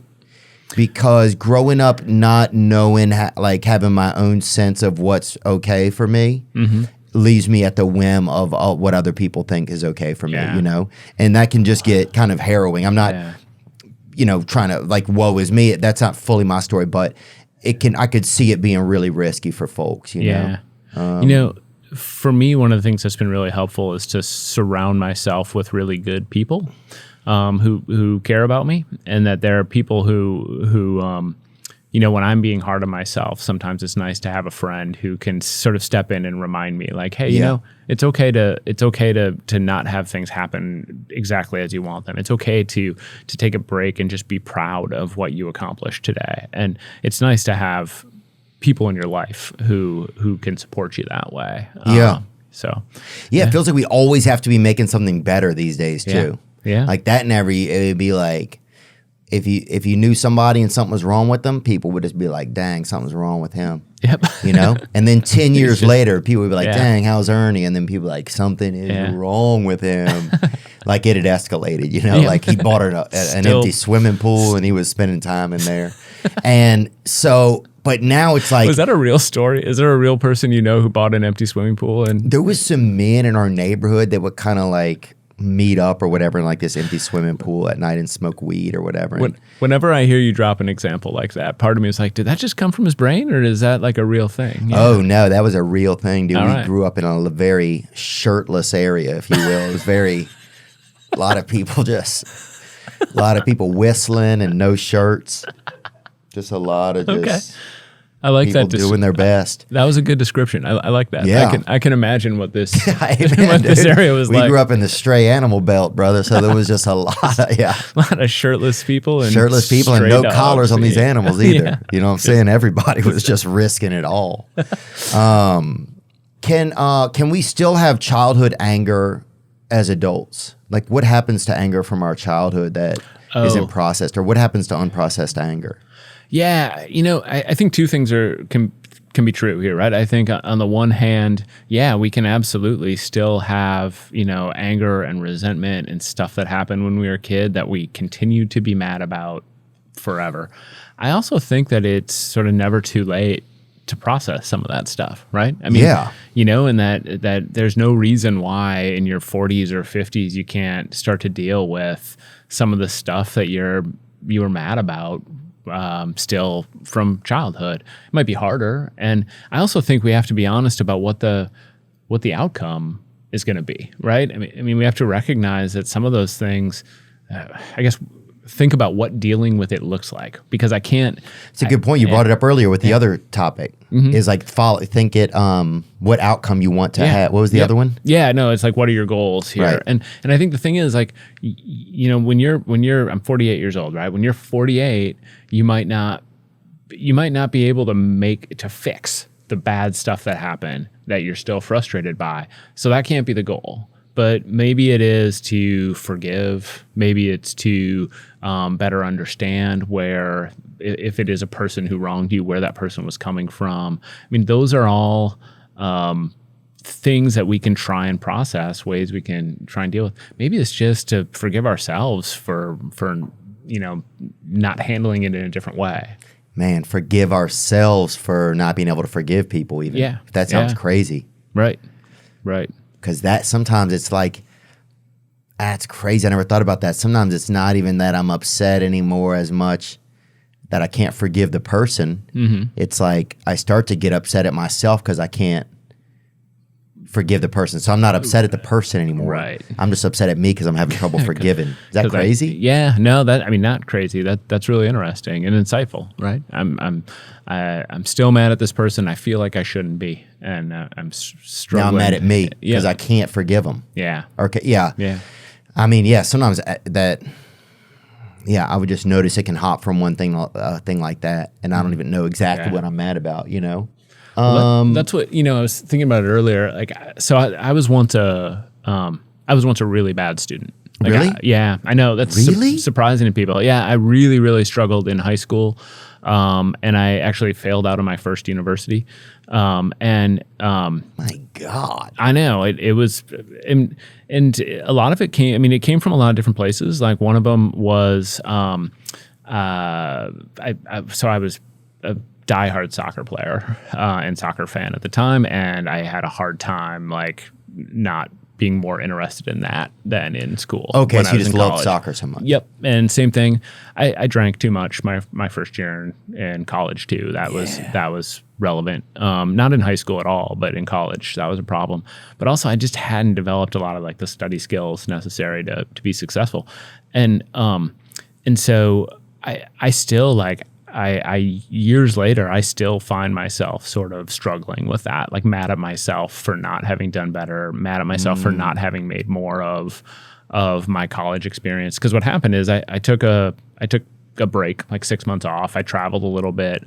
I was very, very fortunate that I had a safety net. It didn't mean I was homeless. I could, right. You could afford to go somewhere and travel. Yep. And I could live with my mom for a little while I sort of figured things out in ways that a lot of my students can't, and so having that, I went back to college and I kind of got it together right after taking a little break, but I'm mad at myself still for not having a different kind of college experience, Wow. Yeah, man, that's funny. I'll get upset at myself with that I didn't have a blast in college sometimes. That's just this general term that's in my head. Man, I'm upset that I didn't have a blast in college. Yeah. But if I went and looked through a calendar and shit, people would be like, dude, you had a great time. Right. It's sometimes I don't even remember things correctly. It's my perspective of them isn't even clean or clear. And then I'll get upset at unreal. And then I'll be like, fuck, man, I got to fucking or I'll be like, dang, man, I got to enroll somewhere. Yep. You know, I could still be a mascot. I can't play, but I could still be a mascot. You know, you just start going, and then it's like I'm in this weird anger against myself, and it's maybe the perspective wasn't clear, you know, or Well, a lot of times our emotions, our memories of emotional experiences aren't accurate. Dude, why? And so, I mean, part of it is that we hit the highlights or the lowlights, right? And so, like, if you think about and so it's actually somebody did a study on this where they had people monitor their emotions over the course of a week-long vacation. And then when they came back, they took a survey. How did you enjoy the vacation, right? And what they found is that there was very little correlation between those two things, because when people are at the end of a trip, when they're saying, how did you feel? They're reflecting on the high points or the low points, right? And they're just thinking like the overall experience was super rad. I was in Jamaica. It was great. I loved it. What they forget is, you know, how long it took to get their luggage. What they forget, like getting stuck in traffic for hours and hours and hours. Bugs or whatever. Yep, all that stuff. And so, violence or whatever. Yep. And so they forget all that stuff and they just focus on those other things. And I think the same thing could be true of college, right? It's like you think about sort of the high points or the low points. You don't think about the other sort of elements, the things that happen, the day in and day out stuff. Yeah. And or sort of we think about like an overall theme of what it was like instead of those day in and day out experiences. Yeah, I think it's called chunking or something. I'm not sure why our memory does that. I've been reading this book by this guy, Dr. Sangarath, but it's about our memories and stuff. It's pretty interesting. Yeah. Dude, sometimes when it comes to my anger and stuff, I will even like I think I remember being so angry sometimes as a kid. I almost like I enjoy my anger in a way because it's like I had such a relationship with it. Mm-hmm. I don't know if that sounds crazy or not. No, it doesn't. I mean, I think I don't enjoy it as in I want to act it out or something or vandalize a shelter or whatever. But like that I want to, like if there's a part of me still that when I get angry, it connects to that kid part of me that was angry. Yeah. And it's like, it's ours, you know? Right.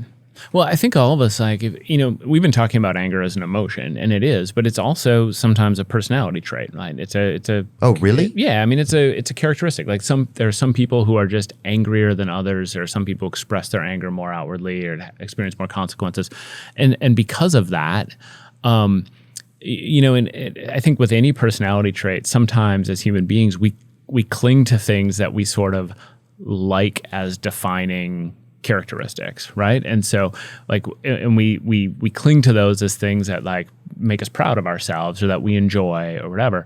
So maybe a person says, well, hey, like I'm kind. That's just who I am, and I lean into that.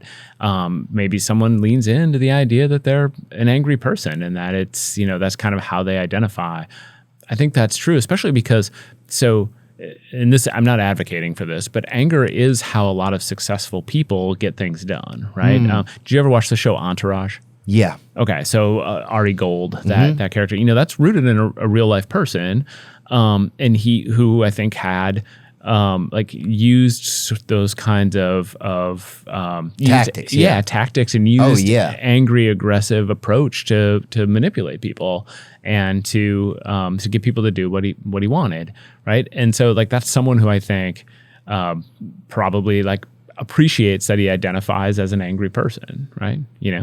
He appreciates that he identifies that way? Yeah, I mean, I think it's this is just part of who I am, and it's part of what makes me successful. Right? Oh, I see. But then is that just a cop-out of somebody that doesn't want to deal with their anger, though? Probably. Yeah. I mean, I think for a lot of people, that's them. I think they're scared to change. It's if this is the thing that I've identified as making me successful, well, then dealing with it might mean that I'm no longer going to be successful. Going to be good at what I do. But if it's a trait, then so it can be a real thing that some people are just are. Yeah, I mean, I think like any trait, without any provocation, without any. Yeah, I think there's still provocations. I just think that they're quick. That it doesn't take as much, right? And so it doesn't take as much of a provocation to make someone mad. Okay. And it's still, I mean, it still comes from a combination of upbringing, probably some genetics. That people are more likely to be angry much of the time. and so it still comes from that place. What are parenting strategies to assist kids with coping with anger? Yeah. Like not feeling anger very often, or what are some of those, do you feel like? Yeah, I mean, I think for what I would say is there's when it comes to kids, one of probably the most important things to do is help them develop the tools that allow them to sort of find ways to decrease their anger in the moment, right? And that's oftentimes for kids going to be deep breathing. It's going to be distraction is actually a really good one. So find something else you can do for a little while. Maybe we talked about drawing earlier. Maybe it's playing with Legos. Maybe it's petting your dog, whatever. Things like that allow you to sort of de-escalate. Yeah. The other side of it is, helping kids identify where they have some control. And this is harder with kids because I think they have a little less control in their day-to-day life. Where can kids have control in their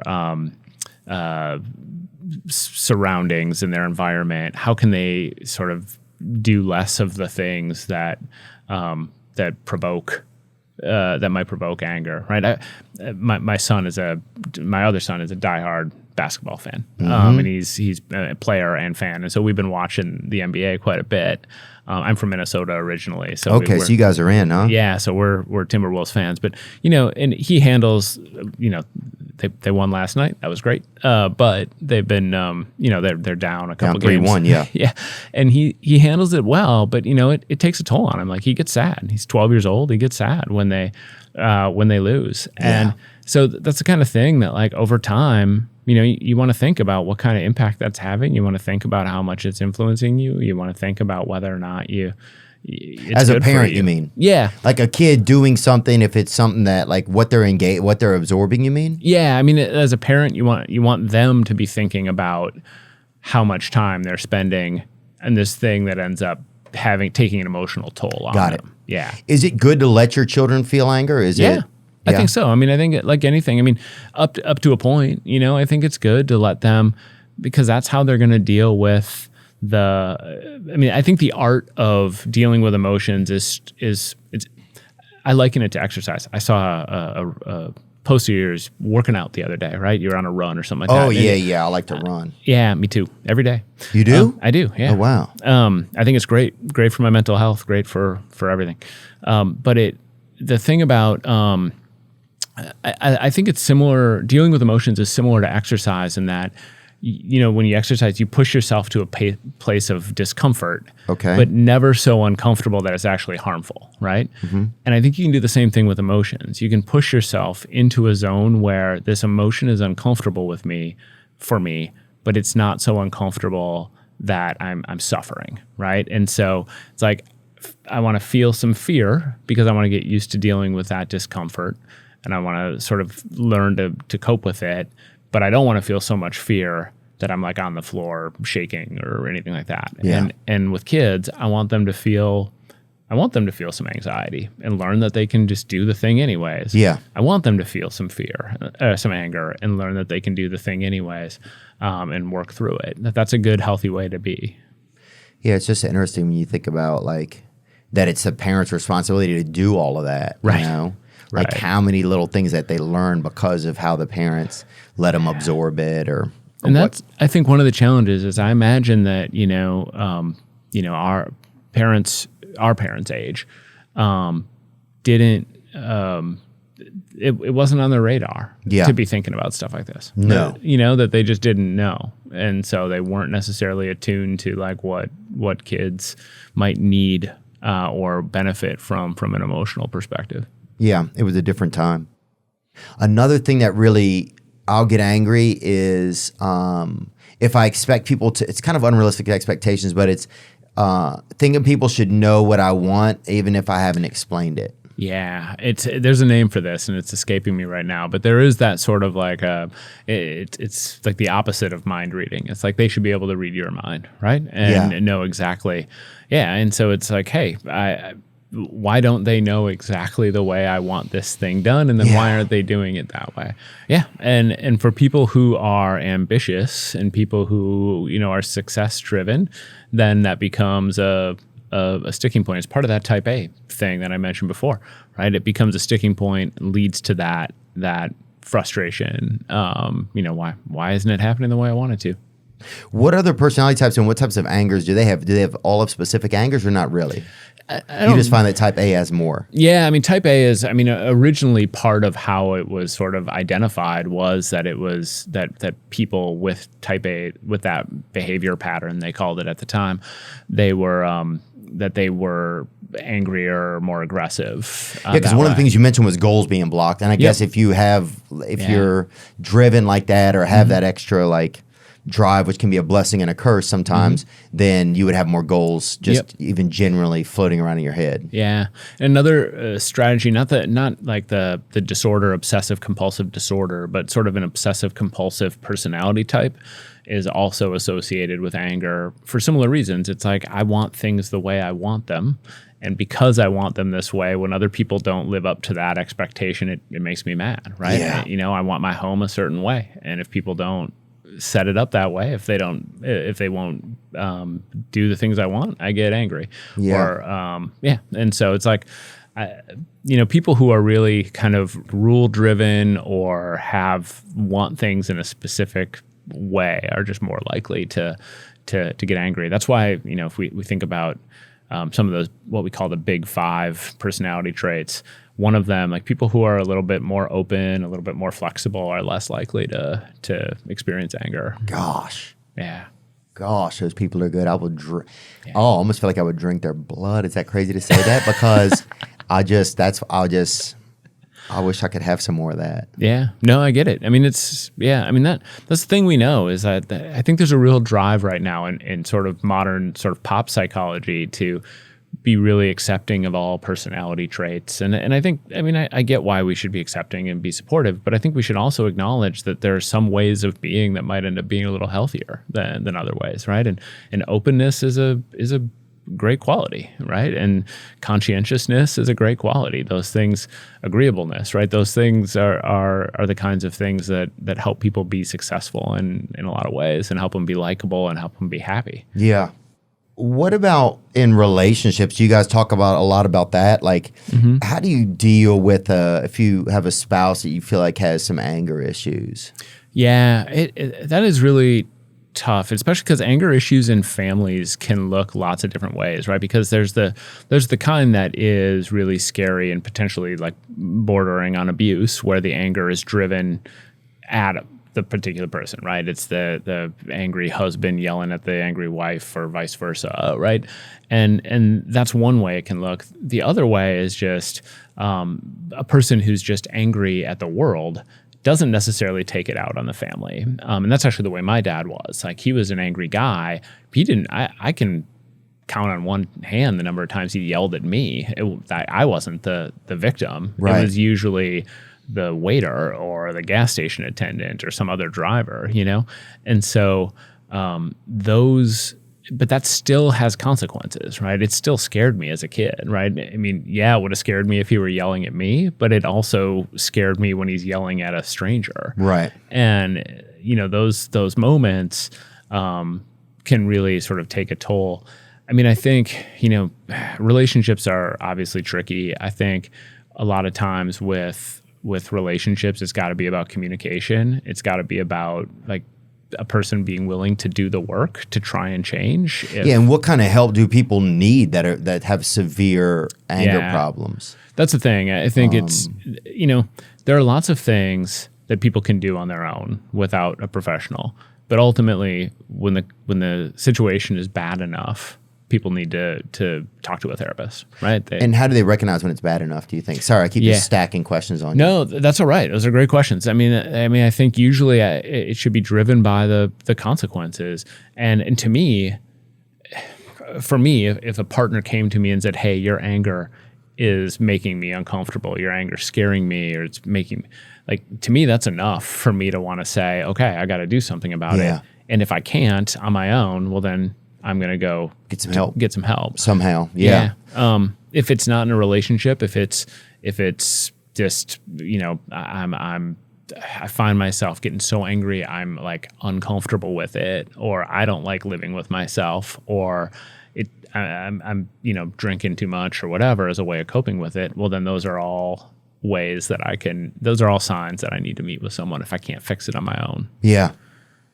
Yeah, because most of my anger usually just comes out about work stuff. Right. In personal and regular life, I'm usually pretty chill. Yeah. But yeah, I think when it comes to work and wanting to get things done, and wanting to be like efficient or, a lot of just unrealistic expectations. Well, it sounds like it's motivated, like that there's an undercurrent of stress there, right? There's an undercurrent of like, hey, if I don't meet these expectations, if I don't accomplish these things, something bad's going to happen, right? And so I'm anxious because I have these goals, or I'm stressed because I have these goals, and I get mad when things get in the way of them. Yeah. Yeah.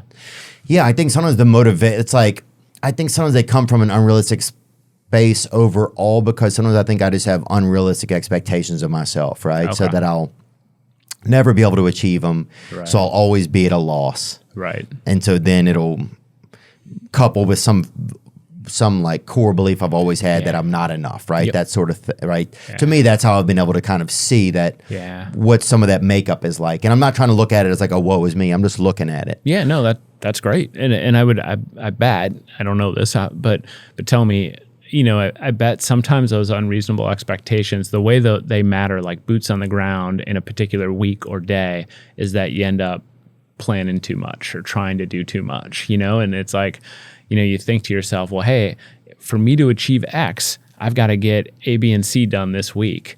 And it's impossible to get A, B, and C done in a single week. Yeah. And so you set yourself up for failure that way. Oh, yeah. A lot of times I won't give things a lot of breathing room. Right. And that kind of is a bummer. I know sometimes you'll have a meeting with a friend and you're like, oh, I wish this meeting could be another 45 minutes, but I only set up a certain amount of time because I'm too focused on the work aspect of it and not focused on like the human aspect of it. Yep. Sometimes that happens. I do this all the time. Like one of my I set goals for myself I do this every semester, right? I intentionally, I say, these are the things I want to do this semester, this year, whatever. And then what that translates into is, well, that means that this month I've got to get X, Y, and Z done. Right? I got to do these things. And then that means I overplan for a particular week or day, and then I get frustrated with myself. Yeah. And then it connects back to that core belief that you're talking about of, well, I'm not good enough, right? Or I ruin everything. Yep. I can't do this. What the F? Yep. You loser. Too often the solution to that is that we, instead of giving ourselves grace and being patient with ourselves and saying, hey, we set impossible goals for ourselves, is we just say, well, we just need to work harder. Yeah. Right? And then we feel crappy when we don't achieve it. Man, that's just a lot of my life is I just have to work harder. Yeah. It was tough sometimes to have fun. I would tell my friends, I've said this before, but my friends would be like, let's go do this thing. And I'm like, I can't go. I have to write a book.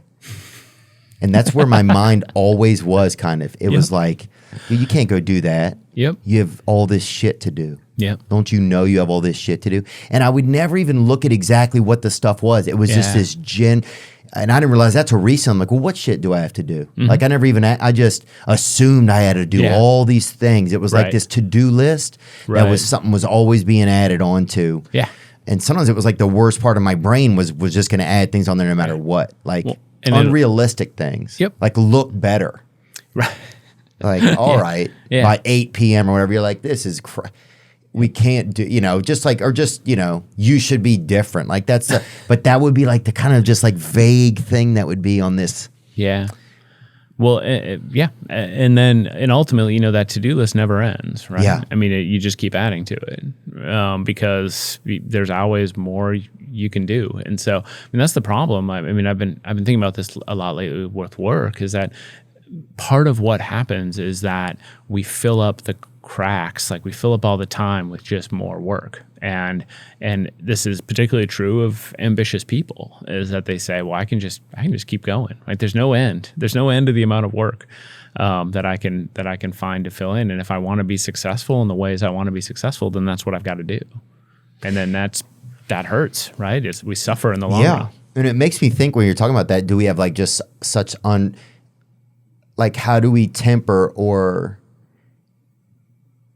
how do we perspectivize our goals for success? How do we look at, can you help me say what I'm trying to say? Yeah. Like when is it enough? Right. I mean, yeah. Like, and how can we even frame it for ourselves so that we're not just have this blind thing? Yeah. Like you need to be successful. Right. So that it's actually specific and realistic. And and then when is enough? Right. Well, I mean, because in some way, I mean, you said before you like running. I don't know if you do races, like if you ever run, you know, whatever. But I mean, it'd be like running. I don't do races. Okay. I would do them. Okay. But I don't do them yet. But it's like if every race you did, the finish line just kept moving, right? Because we move it on ourselves, and we don't accept that like we've accomplished a thing. I mean, one of the things I do to sort of keep myself happy, even though I have this personality style too, right? Where I'm just constantly adding to-dos. One of the ways I keep myself happy is by really marking those achievements. Like when I've finished a thing, I treat it like an accomplishment. I don't just add to it. I stop and I say, we did a thing. Like, let's be happy about that. Let's be excited. Now we can take a day before we move on to the next thing. So the next thing's still going to be there for me. And I admit, I think there's something about me that I need that next thing. I don't know what I do. Like, if you want to get to the root of like what scares me most, it's retirement, right? Really? Oh yeah. I don't. Retirement in the sense of having too much time then, or retirement in the sense of just not having like a specific goal maybe? It's that. I don't know what my brain would do. I don't know how it would operate without a thing to think about, or like without work to think about. I don't know what it would. Yeah, we got to find out, don't we? Yeah. Yeah, dude, we got to just torch your calendar and get a little weird. I feel like you just got to, you know what I'm saying? Like, who knows? Get a little weird. Yeah. I mean, or, just to see what God wants, but it's like, torch my calendar. Can't imagine, dude, if somebody said, you can't do that, like, you can't work tomorrow. Yeah. I literally, something would crawl out of me. Yeah. And go like this. Yep. No, I have. I've been. We got furlough days this year. Do you know what a furlough is? Like for disease or something? No, we had we had to take unpaid days, like forced to take unpaid days to save the university money, and we're literally not. We're gonna do that. Yeah. Just letting everybody know right now. Dr. Ryan Martin is brought in. Yep. Yeah. We're literally not allowed to work, right? And so and I mean, I shouldn't say this because I'll get in trouble, but I've been working on those days. I just don't use my computer because I'm not allowed to, because I'm just like on my phone, like doing. But you're saying, look, doing stuff. I'm on a different computer, just still working. So yeah. I work sometimes to keep me away from having to deal with my own personal life, I think sometimes. Okay. Do people do that? Oh yeah, absolutely. I mean, that's a real distraction that's part of what happens is, yeah. Yeah, because I think it feels manageable. It just feels like I can control what's going to happen, Yeah, absolutely. I get that. But that's okay. That doesn't mean necessarily a bad thing. No, I don't think so either. I mean, I think, like, there are lots of things in people's lives that can be fulfilling, and yeah, personal relationships are absolutely one of those things. And they're good for us in a gajillion different ways, but people can be fulfilled by their work, especially. I mean, especially when they identify ways that their work is really meaningful, and not just to them but to the world around them. And if they can see that, and then it's really fulfilling to do that work. I think what would make me sad is if I like hit a point where I thought, hey, I've been doing all of this and none of it really mattered, right? To you. Yeah, or to people in the world, right? Like it all sort of went away. I don't think that's true of the job I do. I don't think it's true of the job you do. I think it matters to people, and it matters to me. But it would be, for someone whose job was to do whatever. Yeah. I could see that happening. I could see, especially like as we get more technologically advanced and we take away jobs, that people start to lose their purpose. You have to have some purpose. Right. Or you won't care about yourself or anything. Everything has to have a purpose. Yep. And then for people, it's about, well, where do they find that, right? Because maybe it's not work, and it's okay if it's not work, right? It could be your hobbies, it could be your family, it could be seeing the world, it could be a billion things. Yeah. I do think though that sometimes with like I wish there was just something that was like, hey, no more technology. Yep. Yeah. You know, like we're doing fine. We don't need like a robot sheriff and 6 Uber drivers hiding from him all, you know, like and everything, you know, it's like, that's what it just, I don't know. I think about that sometimes, like why we wouldn't stop technology, because it doesn't feel like it serves us sometimes at a certain point. Right. Yeah. Well, especially the way in which we have reacted to it. I mean, in so many ways, technology, I think almost by definition is supposed to make our lives better and supposed to make our lives easier, right? Yeah. And I don't necessarily see that happening, right? It makes specific tasks easier, but then we fill up that space with other work, right? You know, have you ever tried to do some task that's really easy now? But have you ever thought about like what it used to be like when we were young? Yeah, dude. Like I even writing a sentence the other day, it was like, where are we? Yeah. I was like, what happened, dude? Are we in like or is this a war treaty or something? I was like, what are we even? And then I was watching, it was a pencil, right? And I was watching the lead come out of it. I was like, this is crazy. This just happened. I cannot even believe it. Yeah. It's amazing when I think about how I think honestly it was like it was getting my tickets for this flight, and I was like thinking about how there was a time when like you ordered paper tickets and they came in the mail and you had to like carry them with you, and you were all excited, versus having phone. Yeah, you got a ticket to a concert. Like there were certainly things that added this. Like there was more of a when there was more paper in the world, things I don't know, things felt a little bit more connected. Even when there was like a local newspaper and stuff and you got your name in it for something, or you got to see what was happening in your community, it was a big deal. Like they don't have a lot of those anymore. Yeah. And so a lot of just like the value of being a community that's not just like a national community feels like it's dilapidating some. I think that's true. I mean, I think that's there's definitely a degree to which people have sort of like locked themselves into their homes in ways that they're like, and they think they're interacting with people because they are online, but they're not necessarily coming out and talking to their neighbors regularly. No, they're not even talking to their spouses or kids. They're all just in their room on their devices, just ordering DoorDash or whatever. Like exotic pistachios or whatever. Like people are ordering just a lot of weird stuff. And then it just, at Christmas, they all meet up in the living room. You know? And everybody's like, wow, mom grew a mustache, you know? Yeah, wow. And it's just, it's just, I don't know. It's a different time. Exotic pistachios. Yeah, dude.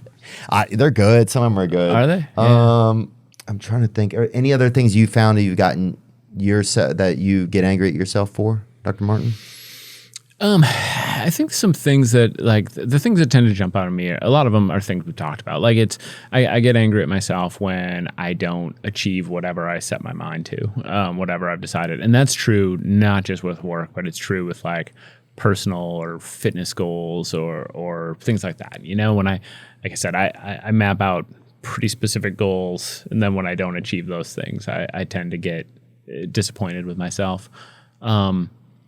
I think I've become much more relaxed over time, not necessarily at work, but much more relaxed about just my interactions with other people that I meet every day. I've sort of embraced that philosophy of, hey, everybody's dealing with something, and just, you know, I was going through security yesterday at the airport, and for whatever reason, I think you'll appreciate this. For whatever reason, I got flagged by their like system. Yeah, get him. Guy's angry. You know the system where you go in and you have to stand there with your arms up, then it like smells you or something. I don't know. I don't know what it does. Really, So when somebody said it is, they take the smell off you and just email it to Satan or whatever. Well, that scares me. Well, I walked out and it like it lit up both my crotch and my ass, on their like little monitor. And the guy was like, "Sorry, man, we gotta pat you down."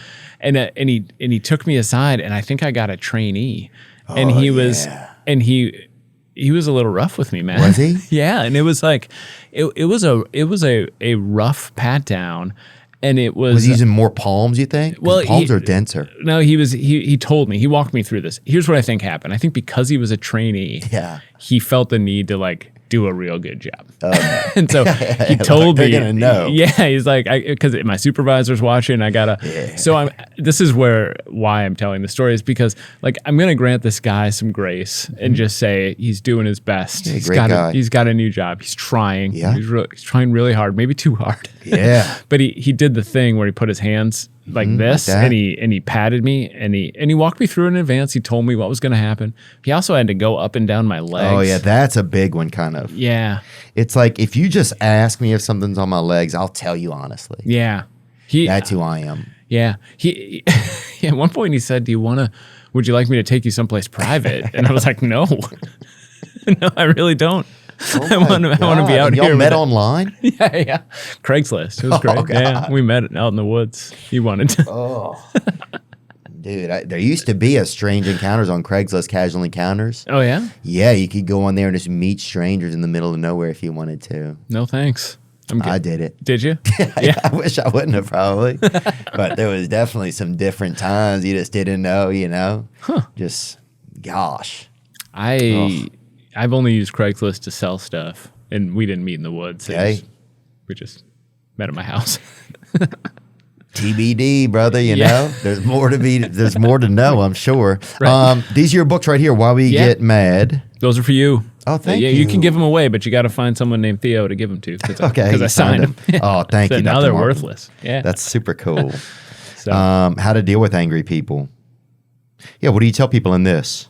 Yeah, so that book, it's broken into two sections. It's got one that really explains where anger comes from, why people get angry, some of those angry personality types we were talking about. Mm-hmm. And then it goes through like 10 specific suggestions for like how you can deal with angry people when you interact with them. Some of it's like, how do you deal with people that you run into online? Some of it's how do you stay calm? Part of it's, do you consider whether or not you really screwed up? Like maybe the problem is that you blew it and you need to find ways to make amends. So it's things like that. Is apologizing ever a bad idea, do you think? I mean, what I usually say about apologizing is that I don't think people should do it if they don't mean it. I mean, I think you should mean your apology. Yeah. And I think a lot of times so I think that one of the things we've done is especially with kids, a lot of times we force them to apologize. We say like, you got to go say you're sorry. And I think that actually sends a message of, well, apologizing is what you do to get out of trouble. And that isn't necessarily why we should apologize, right? We should apologize if we're really sorry. I actually don't want people to apologize to me if they're not actually sorry, right? Yeah. Then it's just a meaningless gesture. And it's weird too. Yeah. They're still calling you names, but they're apologizing. Right. And so... Like, I'm sorry I called you a name, you little... Yes. And then you're like, Jesus, God.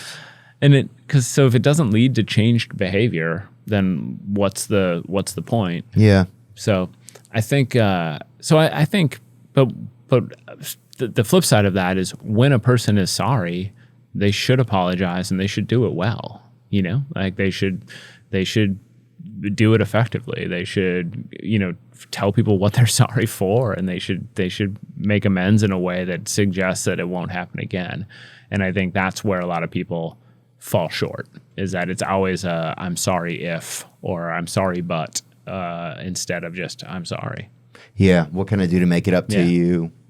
That sort of thing. Mm-hmm. Before you go, I wanted to ask you, why is road rage such a thing? Why does that? Yeah. Driving is just the absolute perfect scenario for leading to anger. Everything about it. I mean, truly, if you were an evil genius and you wanted to create a situation that was going to make people mad, you would create one that looked like driving. Right. They got to get from here to here. Yep. I got goals, and there's people in the way of those goals. Those people who are blocking them are anonymous to me. So I can think or say whatever I want, right? I can call them a total fucking idiot. Yeah. And I don't know. They might be a genius, and I'll have no idea. There's all these unwritten rules of the road. I mean, there's written rules, but then there's also like, what speed should you be going, right? I mean, right. So there's vagueness in there too, which can. Yeah. So it's a thing I often ask my students is what speed should you go on the interstate? And because nobody says, the speed limit, it's always 5 over, 10 over, 15 over, right? Yeah. And so if you and I are on the road and we have different, what's your answer to that? My answer, probably 11 miles over. Okay. So I'm pretty close to that. I'm like 9. Okay. Right. I tend to set the cruise at 9 over. So if you and I encounter each other on the road and you're behind me, well, you get mad because I'm not obeying your, arbitrary rule. Right. And I get mad because you're a hazard, right? You're riding my bumper or whatever because, hey, I'm already going fast enough. Right? Yeah. So these arbitrary rules set people off. All of that ends up, and then on top of that, it's kind of a nerve-wracking situation. We don't actually think of it. We've been driving long enough that we forget how anxiety-provoking it actually is. But it's dangerous, right? And so like real harm can happen, and so all of that tends to exacerbate that likelihood of getting angry when people slow us down or get in the way.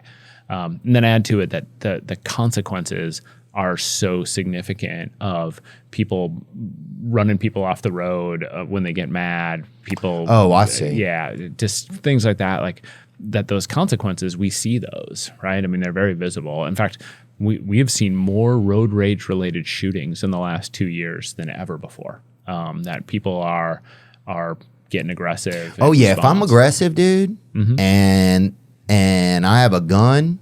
Yep. It's anybody's ball game, dude. There we go.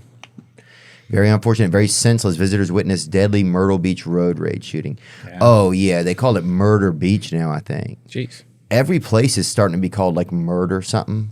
But yeah, people are just shooting. They just, I had a friend in New Orleans that died in a road rage. It's crazy. It's really crazy. But it's that intense moment. But as a driver, if you can play it out in your head, like you were saying earlier, how do I want this to play out? Yep. The truth is, you probably want that guy to get a flat tire sometime the next day or whatever. That's fine. But right now, you want to get to where you're going. And honestly, most of the time in those situations, I want to get as far from that person as possible. Yeah. Like I don't want to interact with them. Yeah, you can't be following them. What is this? Somebody road raging? Oh, this guy punched open a back window. That's hard to do. Yes. That is hard to do. Uh-oh. Oh, this seems like a she just popped the trunk, boy. Dang, bro, she's carrying. She got a hatchet. What? Ooh, and he hit her. And those are children. That's his fault, dude. That's wild. But it is crazy. That one guy, he acted like they were crazy for coming after him after he went and hit their window. Broke their, But it's crazy. You would think you just leave. If somebody broke your window, that dude, that guy or whatever. These incidents are everywhere now. I mean, you scroll through. I mean, that's the part of it. So I had a weird interaction right outside my kid's school one day where I was parked waiting for pickup, and this woman came and she parked her car in front of me, and she was backing up, and I got a little anxious that she didn't realize how close she was. Yeah. And so I honked, but it wasn't. I mean, to me, this is what a horn is for, actually, right? It's like to alert someone, like, hey, you might hit me. Not because I was mad. I wasn't. But wow, it made her mad. Like she was really mad that I'd honked at her. But what was interesting is that she got out of the car and she came over to talk to me, and she immediately started recording. Like she took her phone out and started like videoing the situation. I think thinking that things might escalate. Things might escalate and wanting it captured if it did. And I think that which I do wonder sometimes, do phones, and I don't have an answer to this, do phones de-escalate situations or do they escalate them? You know, like if right, once the show is on, now do I have to perform? Right. I had a soccer coach come yell at me one day. I'm not just me, like yell at the fans at a game.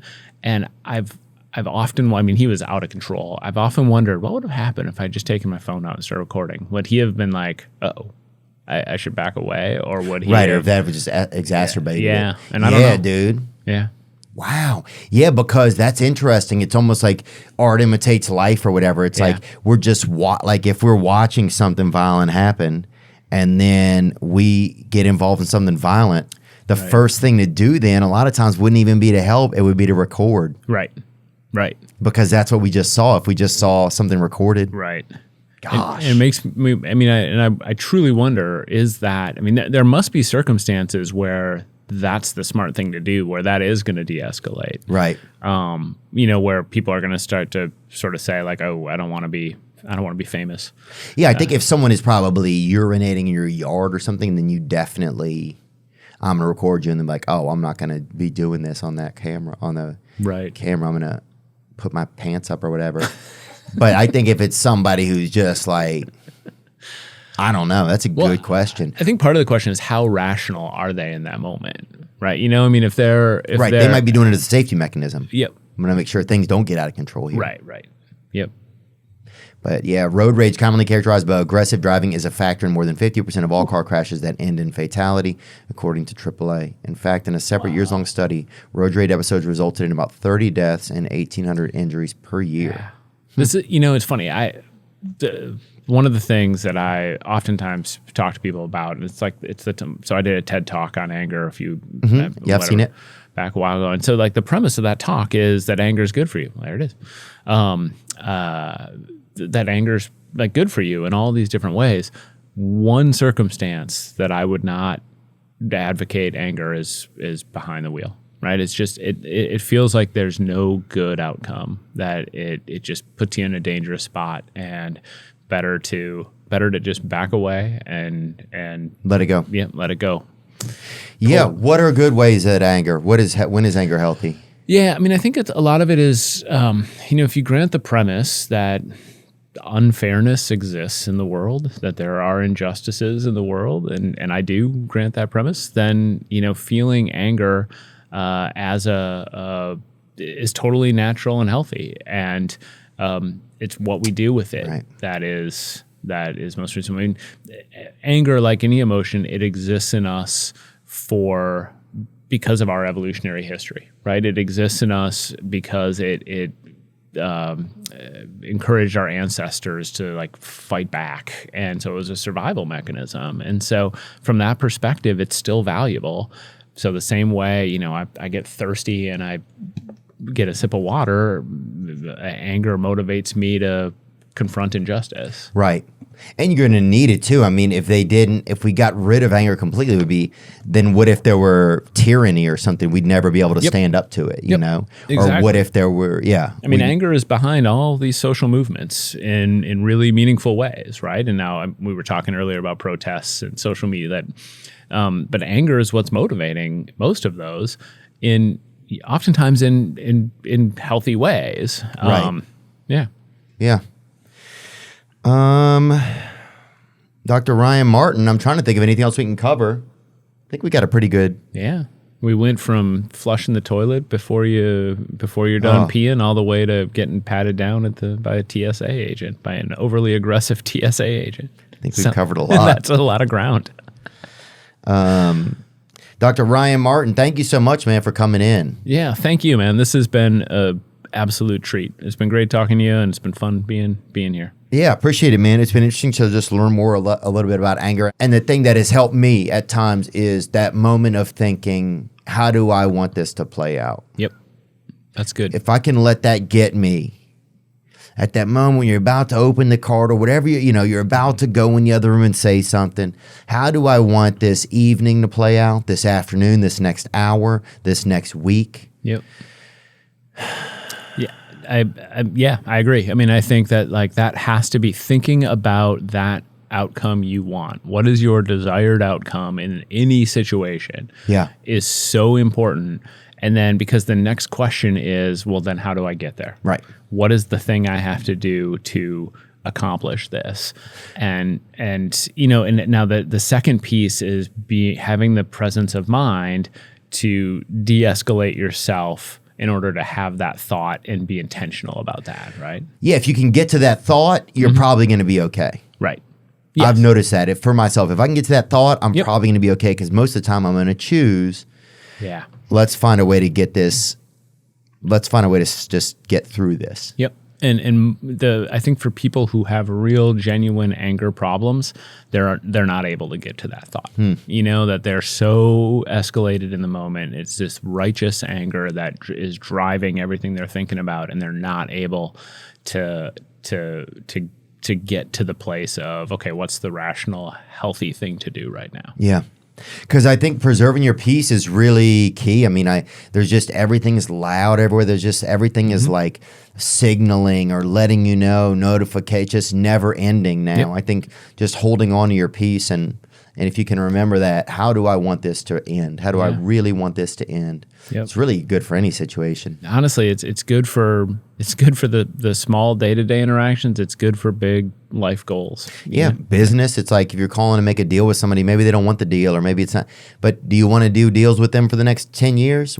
How do you want things to look long term? Right. Do you need to be, does the price need to be that? Can it be a different price over 5 years and you still have a great business relationship, you know? Yep. Yeah. Do you have to win this argument? Do you have to defeat that Pontiac Firebird that just flipped you off, dude? Right. You probably don't. Probably not. It probably doesn't matter in the long run that you win that. But how do you get through it today? How do you reach out to your spouse? If you're angry, how do you reach out to your spouse and just say something nice? Just because it's going to make it better when you guys get home or when you see each other again, so that they're not going to have a tough day. Right. How do you, even if you're mad at your girlfriend or something, say, look, everything will be okay, you know? Yep. Thinking through to those long-term goals. How do you want this situation to be? And then charting the path to get there. And I think honestly, for a lot of people, the challenge is that they aren't able necessarily or haven't spent enough time thinking about that destination, and being really intentional about this is the outcome I want. This is the outcome I want today. This is the outcome I want next week. And so this is the outcome I want for this drive to work, right? Is to get there safely. And once you start having that thought, then it helps you stop diverging into stupid directions. Yeah. Yeah. Sometimes I don't have that. And so then I'm at the whims of whatever. Right. Sometimes I'm just a little bit aimless, which is okay, but it can be risky. Dr. Ryan Martin, thank you so much for coming in, man. You bet. Thanks so much for having me. This has been a treat. I appreciate start to finish. it. Yeah, been dealing with some anger, and so just excited to get to talk about it and just think about it. So thank you for sharing your knowledge. Yeah, you bet. Thanks, man. Now I'm just floating on the breeze, and I feel I'm falling like these leaves. I must be cornerstone. Oh.